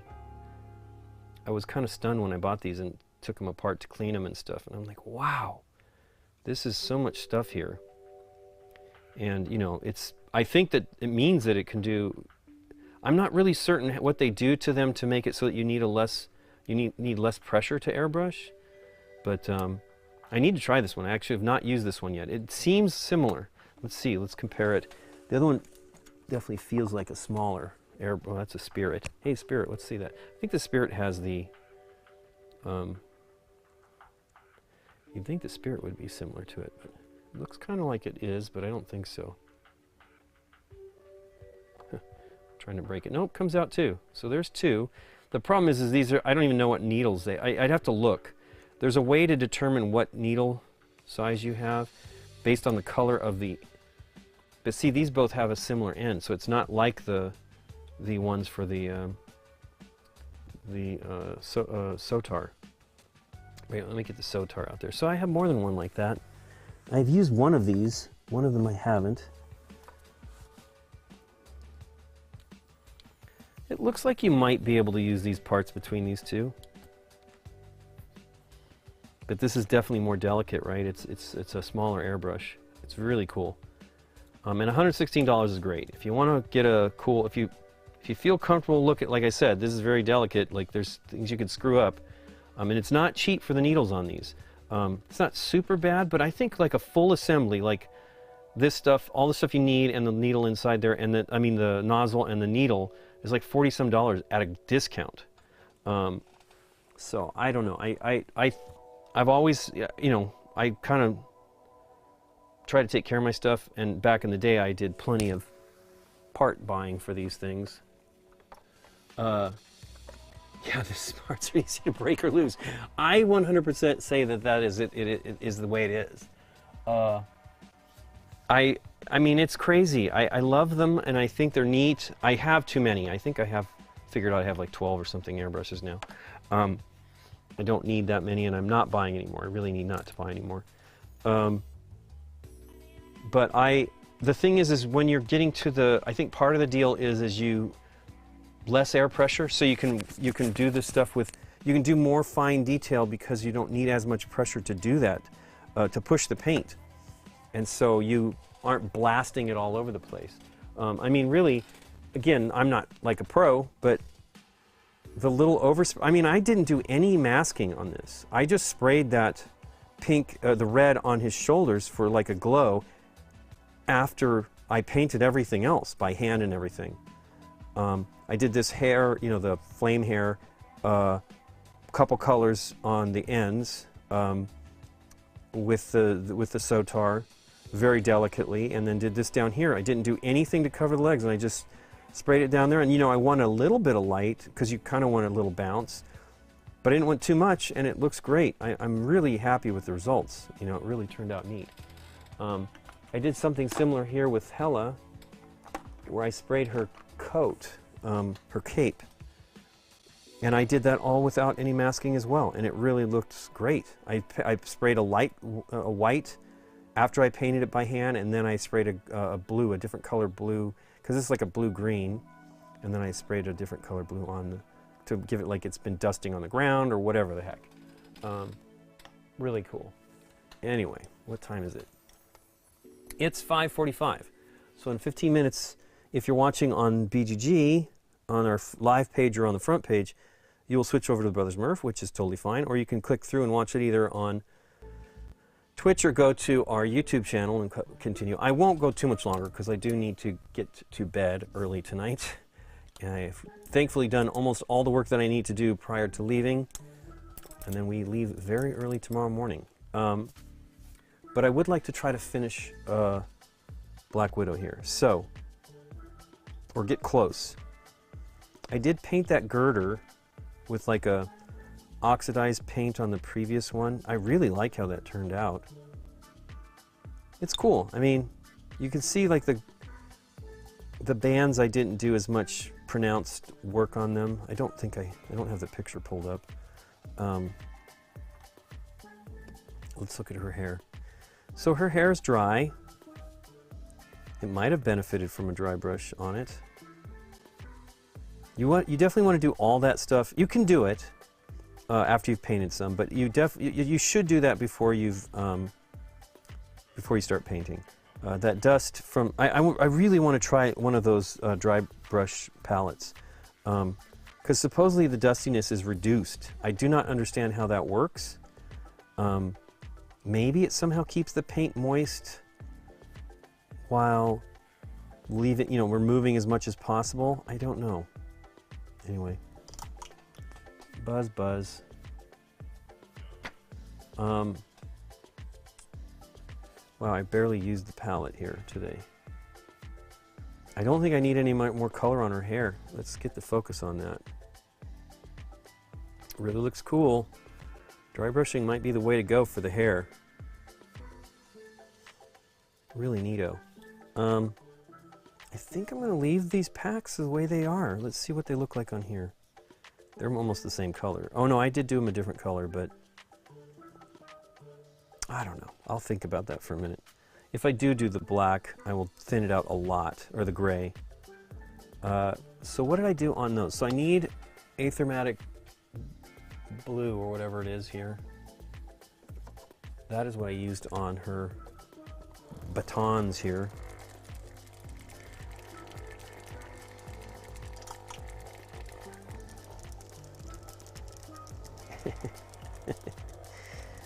People messaging me.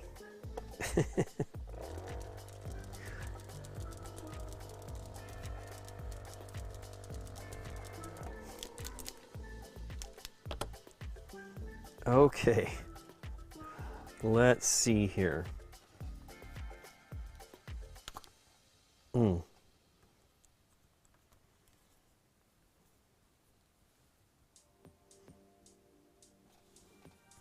This is not going to look the same because I actually painted something on these to make them different, you know, like brighter on the raised parts. I'm not going to do that on this one. I want to try,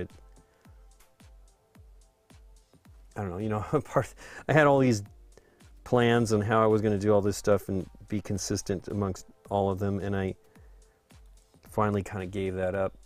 And I haven't given it up. I'm still trying to do all that, but I am using more metallics, and I have a, like, I am going to be able to paint Ultron with, you know, because I have another one in here. I think I'm going to try to do that one. Even though my goal is to do all these dry brushed, I'm going to do that one probably airbrushed. We'll see. Where I use a metallic primer to see what that will do, and I will then paint him with a colored undercoat. So I'm eager to see what that's like, because he's like perfect for that. I mean, I have Iron Man as well. Maybe I'll do that, because Iron Man was one of the earliest ones I did. I'm very happy with the splash thruster color, but I'm not so happy with the Iron Man suit itself. I think I used, oh, it's not here, it's in the box. I really want to do that.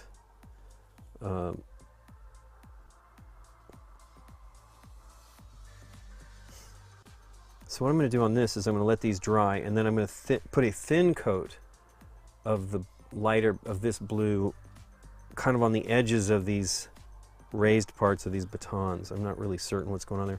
Also I think I definitely want to do the thin color on these gauntlets or whatever they are. Oops, you can't see it.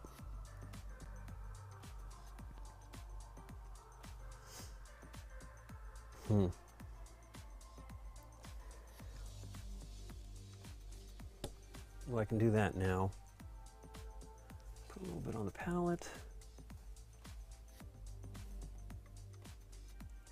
I like this color. This is one I used a lot on this miniature here.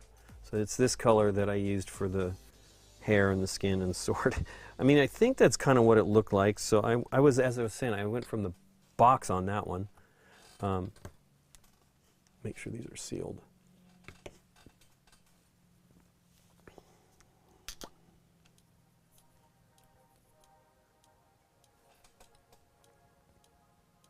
It's kind of crazy how fast these paints dry, because I see it's already drying on the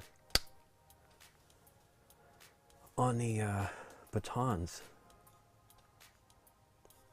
Not entirely, but somewhat. So I may end up coming back over this with a darker version of this color in the channels. Yeah, see, it's not really that sticking out that much.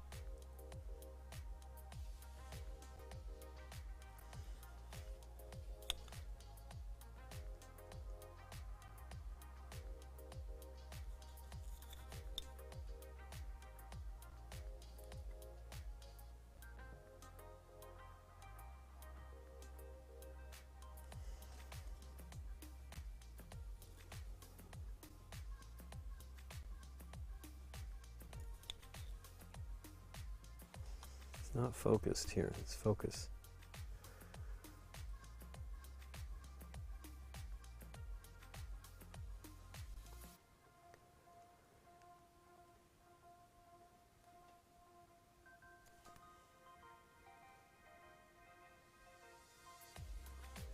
This is definitely, I mean, I know slap chop is really just dry brushing, you know, you're doing it all really quickly.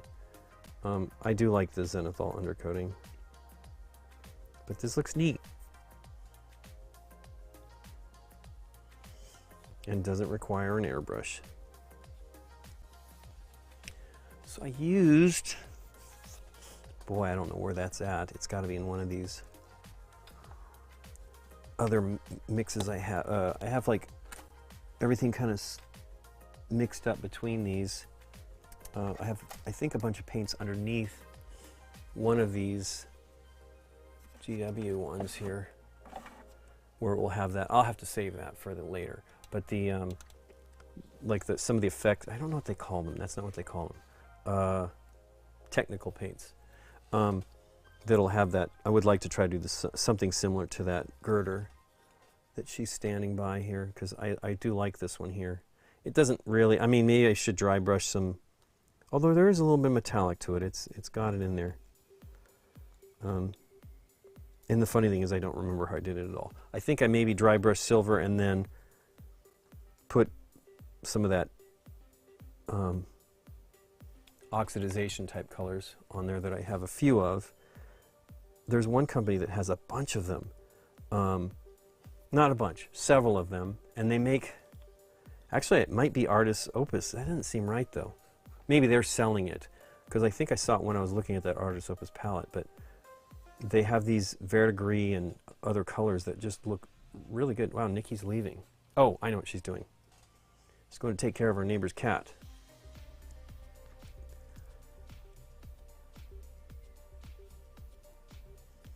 She's very good about taking care of the cat. She will sit with them and play with them and pet them. Okay, well, I will do it. Hey, that's the, so the Brothers Murph's gonna, we're gonna switch over in 5 minutes to, if you're on BGG, if you do go with that, and say hello to Nick and Mike for me. Can't remember what they're playing tonight. Orleans, maybe? And then, anybody, I mean, I'm not ending it on YouTube. I will be soon, though. I do need to get things done, but I will be on it for a little bit longer on YouTube and Twitch. I need to set notes like this all the time so that I can tell people, because I want people to go. If you know, they're going to be fun. They'll play some fun games. They'll play. You know, they're goofy and funny, so they'll be fun to watch. I haven't watched. I used to like check on everything as it would stream to see if everything was working and stuff, because we used, if you go to the boardgamegeek.com/live, there's a schedule on there, and I filled it out for the month. Shows what we'll be doing, which is only like a couple things at the end of the month. We'll probably do I'll probably do a paint stream when I return on the 24th, and then we'll probably do a regular game night on Thursday evening, and then game night live. We do have some interesting games coming in, and we'll probably play some interesting stuff at the gatherings, so I'm hoping we find some new stuff to play.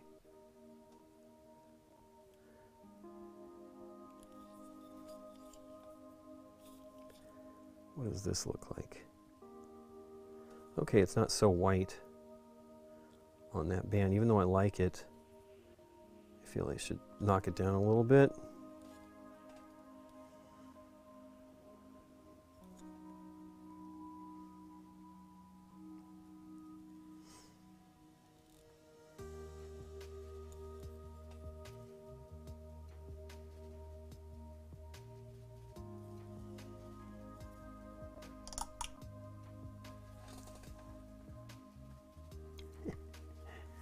Somebody's having fun watching.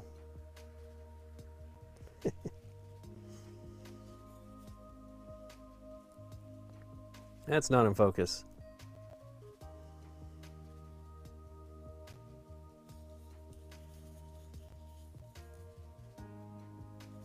Cool.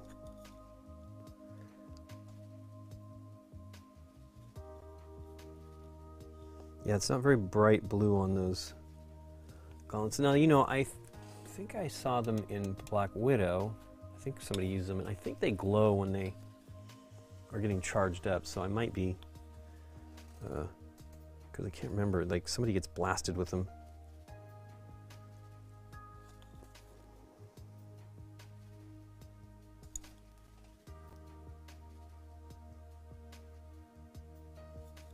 Gosh, we watched this week's Mandalorian.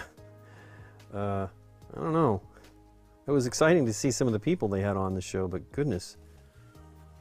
I thought it was kind of a goofy episode, and it was Bryce Dallas Howard, and I thought she's done a great job on some of the other episodes. I mean, you know, it's the story, it's not necessarily her, but it was not really, not great. She did, I think she did that Mandalorian one in the Boba Fett show, and that was great. But this one was just, you know, it was silly. They had a lot of good stuff in it, though, but it was silly. Because it was a big side quest, essentially, which, that's fun and everything, but I'm just, I don't know.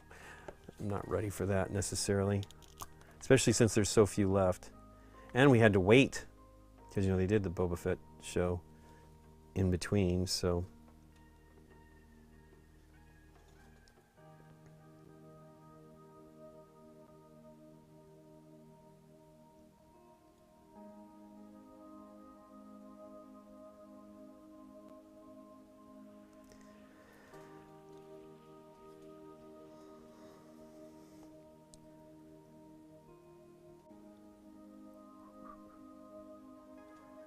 Out of focus, darn it. Just doing a little bit of the detail stuff here. The Avengers symbol. She looks cool. It's definitely different. And I don't know that I need to do so much, because when I'm priming this gets all so much lighter down here below. So I'm not sure what I want to do. I may leave it as is and just pick out a couple things to color, like the girder and stuff like that. And maybe do something different on the tops of these, the pavers here, or whatever she's standing on. I did not do that great of a job on the red on that Avengers thing, but I didn't have a lot of white under there. I think I actually painted that white previously and then put the red in there. And I painted silver on her here, so it's, I probably will try to do something like that.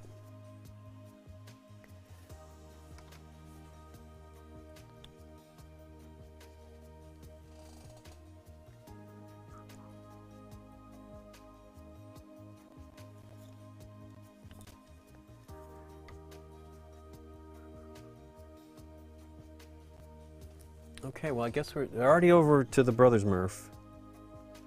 I hope they're having fun today. I like having the Brothers Murph on the schedule because they often know what they're going to play, and so much better than we are about it. And so it's kind of cool for folks to know like see what's going to be happening, so they can catch it if they want to see that game. And they've been playing. They have a few cool games set up to play this month. Everybody's so busy, and I try to get as much information, because Steph's on the schedule, Steph Hodge, and she's like, oh, we're pretty much, we don't know what we're going to do till we're doing it. And I go, that's the same with us most of the time. So we did play the Star Wars deck builder game, which I thought was very good the other day on Tuesday. So we will probably do that on the show. Maybe I mean, we were talking about we'll do it as a two-player, but we might do it as a team play episode. I don't know. We need to get back to game night, date night. We have not had, either something's always up, and we need to get back to it because I want to have the show going. So I think her eyebrows, I will do her eyebrows. I'll try to do that. Hey, thanks for the follow, Foolish Mortal 16. Thanks so much.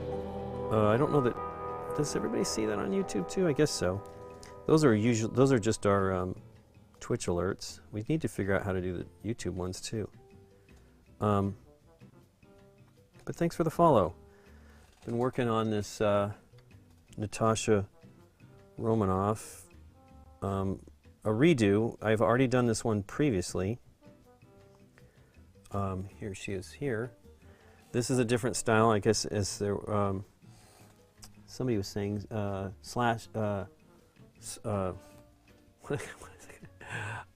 chop. And I had, it finally has a name. I don't think, I mean, oh crap. Adam Smasher was doing on, he introduced, I had done an undercoating, but not necessarily zenithal, but he had kind of gotten me into doing that on miniature painting a few years back. And then when he did it in 2020, we were doing, BGG was doing some virtual conventions, and I think for our convention which was called Virtual Con in November 2020, he painted the Marvel United stuff. I think he might have done that with an earlier one. It might have been like Comic-Con, because we did Comic-Con too, and he did the Hulk and maybe the Red Skull. I really can't remember the second one. I was really knocked out by the Hulk, and I'm like, oh, I want to do that. That's what I'm going to do these things. And so it took me a few months, I think, or early 2021, but I got to it, and I really like doing it. I think they look pretty great, and you get nice results very quickly. And I have airbrushes, so I'm doing this method here for folks that may not want to spend that kind of money to get, because you can see if you're enjoying it, and if you're having fun with it, then maybe you spend a little bit more to get an airbrush, or maybe you go with spray cans. I like spray cans, but they're expensive, and they are kind of environmentally crappy because of the cans. I don't think that propellant is a problem anymore, but I don't know. And I just don't like, I mean, they're so expensive now. Like, most of the hobby undercoatings are around $20 to $25. I don't know how far you go on that. It's been a while since I've done one of those. But I think Scott used like Rust-Oleum, a specific one that people recommend. That red is too red for her lips, but we'll see. It looked good on his. He was doing a bunch of minis at once, so I painted his Nebula last year at this time, and I had fun. I haven't painted my Nebula yet. It's over here in the pile of stuff that's neat. I got like 17 more minis in the big stretch goals box I need to do, and then I'll be done with the Marvel United. I need to move on to the Marvel X-Men ones, because I want to get all these done before the new ones come next year for the metaverse. Is that what they called it? She looks cool. Turned out good. Let me put them both down here, and you can see like what they're kind of the differences. Now, again, I spent more time on that face. I don't think hers was the first face I did, and I don't have the eyes yet. It'll help with the eyes. And I haven't done the eyebrows, which those are pretty big and beefy. So I'm not sure. I may try to do a different thing where I paint these, because I feel I should paint them, but I may paint them with a traditional paint and just do it. You do it at the edge of your brush. You can do that too with the contrast paints, but I don't feel it's strong. And this is a little too strong, but who cares? She looks cool. They look different, but they look similar, you know? There's a weird like mold line fold here, and I think I got black paint on her chin here, so I need to fix that. There's like a mold line thing under her chin here, so it looks kind of strange. Let me paint that little bit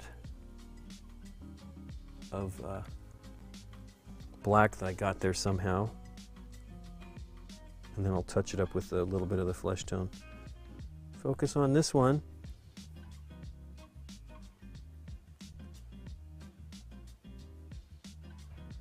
And I don't know that I even need to paint it. Kind of just disappears when you do that. I just do a little bit of paint on it to cover up that that little splotch that got on there. It probably wouldn't even be noticeable. I am goofy. Now, I could fix the eyebrows. Like, I feel this is a little too thick right there. I don't know that... Oh, that helped. It's out of focus, of course.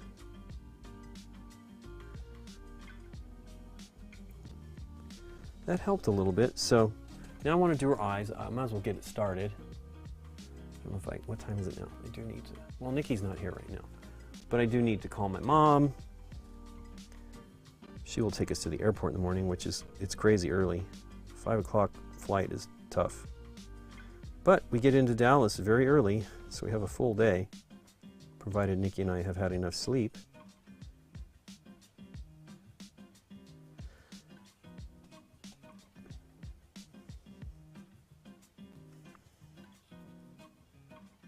Her hair is still not dry. You can see a lot in there. I you know, I obviously put a lot on like you're kind of supposed to do, but goodness, don't touch. It should be leaving it on the stand. Don't touch it, like you'll get. And it's thin, right? It's essentially like a glaze on these colors, and they're very simple to rub off. So you really don't want to touch them.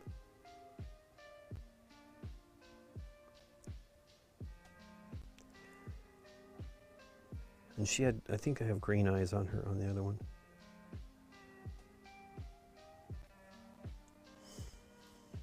I mean, that's going to make a difference on her face right there, too. Just having some color on her eyes.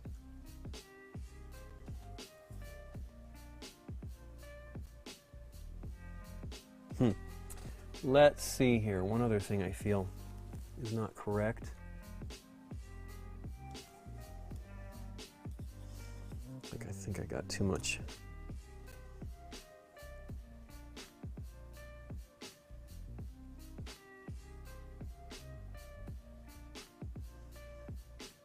I'm being silly here. You don't really need to worry about this. So that's gray, and it will probably need a tiny bit of the skin tone over it. Although it's starting to gel, so I'll have to mix some more. I don't think my palette's wet enough, which is fine, but I'm only doing it today and I'll dry it all out.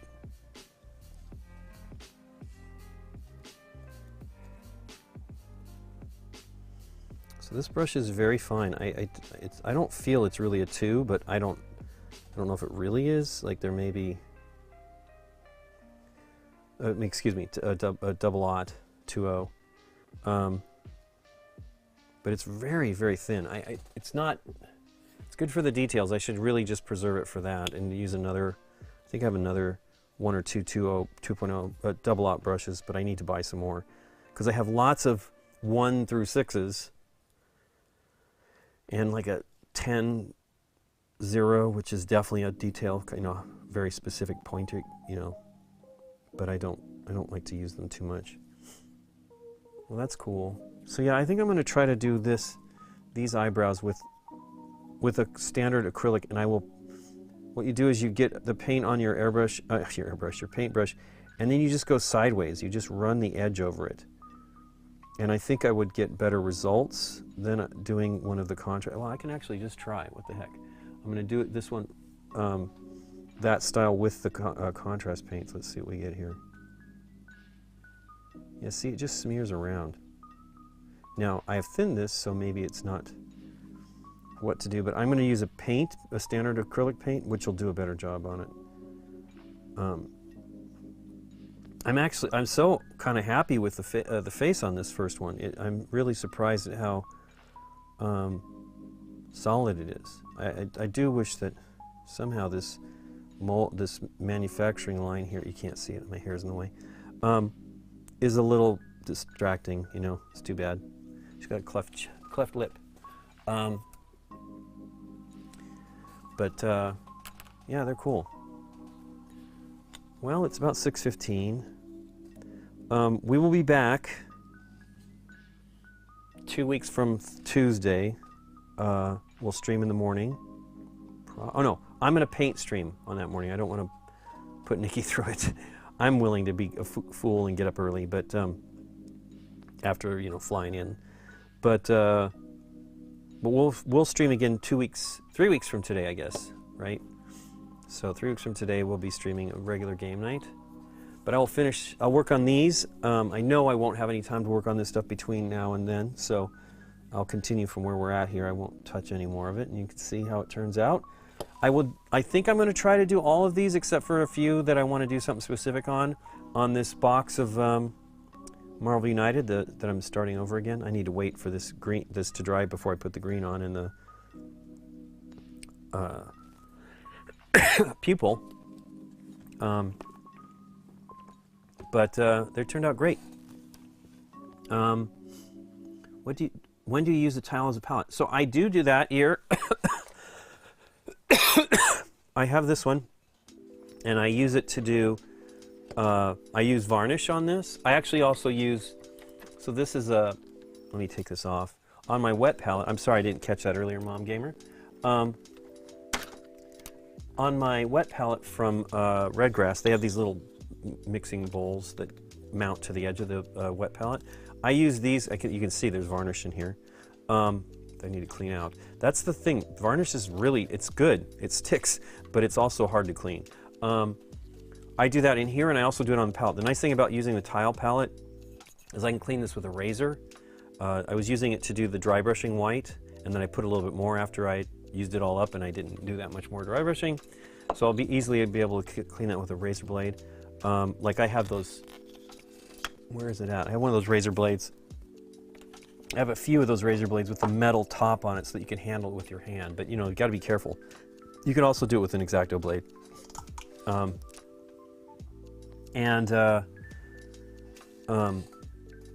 So I use them, and I think you can buy one. I bought this like at Home Depot for, you know, $1 or something like that. They're great. You know, they especially the white, you know, you get a real good, pretty great true color of what you're mixing. But I mostly use the wet palette now. Even though I had a wet palette back then, wet palettes have been something that I used since college, and Nikki was really the one, because, you know, she was an illustrator.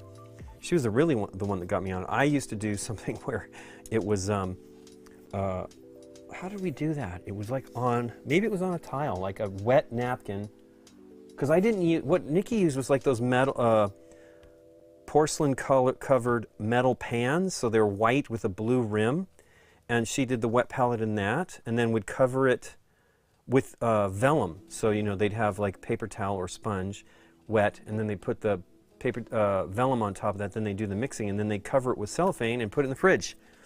And I was, you know, I adopted that real quickly when I was doing minis, and it works great. And so, I mean, I definitely use multiple things. I don't use the standard little round palettes with all, I mean, this kind of is that, right? This one I have. I don't use those too much. Let me cut back to me, and we'll wrap it up here. I forgot to tell you that I got portable compressor thing. Awesome! Nick, fantastic. I'm glad you bought that. It's a cool thing, and now Nick's concern was it was noisy, right? He had a compressor that was just too noisy in his apartment, and so he got one. Fantastic. I really like them. I think they do a great job. Darn it, he's probably not watching now. I'm sure they're streaming, but I'm excited. I'll have to message him. Let's see here. What would be a good odd or double aught brush? So I would say these Silverline brushes, silver white brushes. They're made in Japan. This is a round, double aught round, or 000 round. I really like this brush. I abused it too much. I really feel you shouldn't use them for general painting. You should do like the face or something like that, you know, stuff that you're not going to use a lot of paint, and then use a heavier brush like this one. This is a 4, and you get kind of the same tip. Now this one's a little beat up, but you can paint things really detail really well with these, and you have a lot of paint because the bristles hold a lot more paint.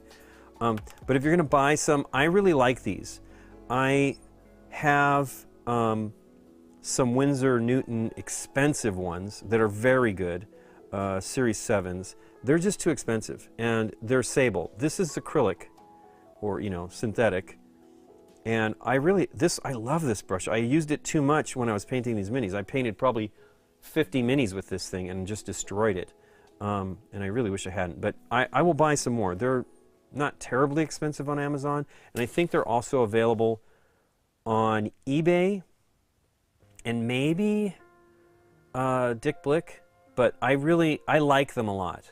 But there are other manufacturers. I also have like these here.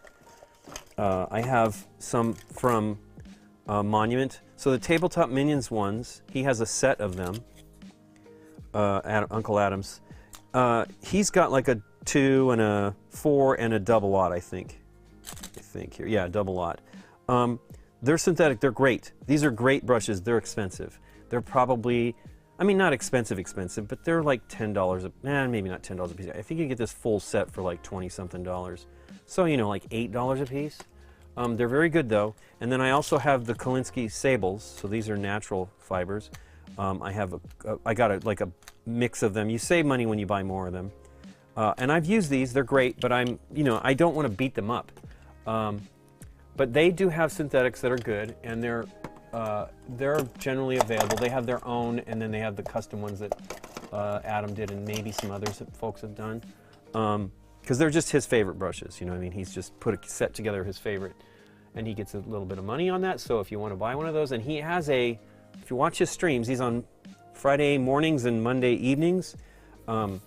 He has a discount code. I think I did use that discount to buy those brushes. I'm showing those things, and I don't even have them on camera. So here they are. Let's cut back real quick, and I'll show you. I'm sorry. So yeah, the Uncle Adams, these are synthetic. So it's a double lot, a 2 and a 4. And then this Baumwick one, I don't know, I think this is a full-on set that I bought, and it was not cheap. Probably $40 for 5 brushes or something like that. 5 brushes. So I had a double lot, a 3, a 2, a 0, and a 1. Truthfully, I would buy, let me see what this looks like. I don't know if I've used this one yet. Oh no, I've used this one. This is the 3. I would buy 3s, and then 1 or 2, 3 or 4s, and then 1 or 2 double aughts, or 10 aught. I do have some 10 zeros. I don't know. You should definitely exclusively use those for details. And then I was showing the silver white, I'm sorry. This is the silver white. It's a double aught. You can get them on Amazon. These are in the $3 or $4 range at most, I think. Sometimes cheaper if you can find them on eBay. And then the other brand I bought that I like are these Zems.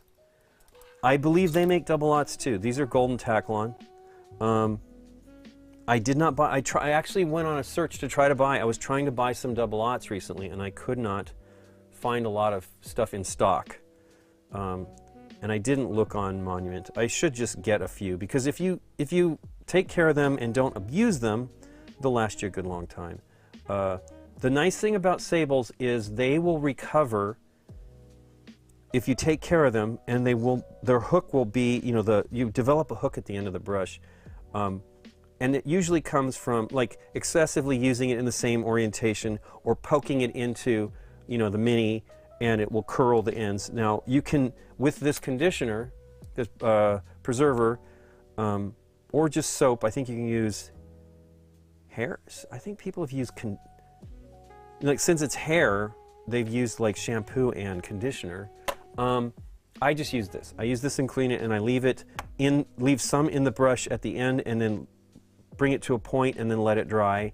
I let it dry horizontally. I've heard so many stories. Obviously, you don't want to store them down, and you don't necessarily want to me, it seems like you could hook them and hang it down to dry, but I don't know. You definitely don't want to do this, supposedly, on its end, even though I do it all the time, because water gets into the ferrule, and it could have paint, and it causes it to spread, and then that ruins your bristles too. I just wish that these low-budget Royal Langnickel ones were available in a double aught, because I have like a 1, and it's just too big. Let me see if I can show you the 1 here. I think it is this one. Haha, this one, yes. It's a nice brush, but it's not, it's too short. Like, it's too thick and too short. So I can't really do the details that I would like. Although, if you get a good point and you've got this big fat belly of the brush, you can put a lot of paint in here and use it. I mean, these are really inexpensive. They end up being like 25 to 30 some cents, depending on which set I bought. I bought one that was on Amazon, and I bought one that was on eBay. eBay was $44 plus tax and free shipping, and it was 144 brushes. Now, I'm sure out of those 144 brushes, not all of them are good, but for 30 some cents a brush, they're fantastic. And I mean, I'm careful with my brushes, but I'm not careful enough. And is one reason why I don't use my, and I've used them for painting minis, I don't use my Winsor Newtons. They're just too darn expensive. They're $27 a piece, minimum. You know, those are small brushes, so they're expensive for that. Imagine how if you were buying a large brush with lots of bristles, they're just expensive as all get out. So that's where they go. Anyway, I will wrap this up. I'll continue to clean this stuff on my own. We're going to raid the Brothers Murph if it shows here. And, yep, they're there, and they got 71 people, because they got our audience. That's good. Say hello to everybody, and have a great weekend, and a great couple of weeks ahead. I'm going to, we will be gone, but as I said, we'll be back. I'll be back Tuesday the 24th to paint more of this stuff, and then I will be, we'll stream on the 26th evening, and we'll do something new. Everybody take care, and take care of yourselves, and say hello to these guys for me. I don't think they're playing Orleans, so say hello to everybody, and it'll be ready to go in 6 seconds. I don't know. We'll see how that goes. 2 seconds, 3 seconds, 1. We're going. Bye, everybody.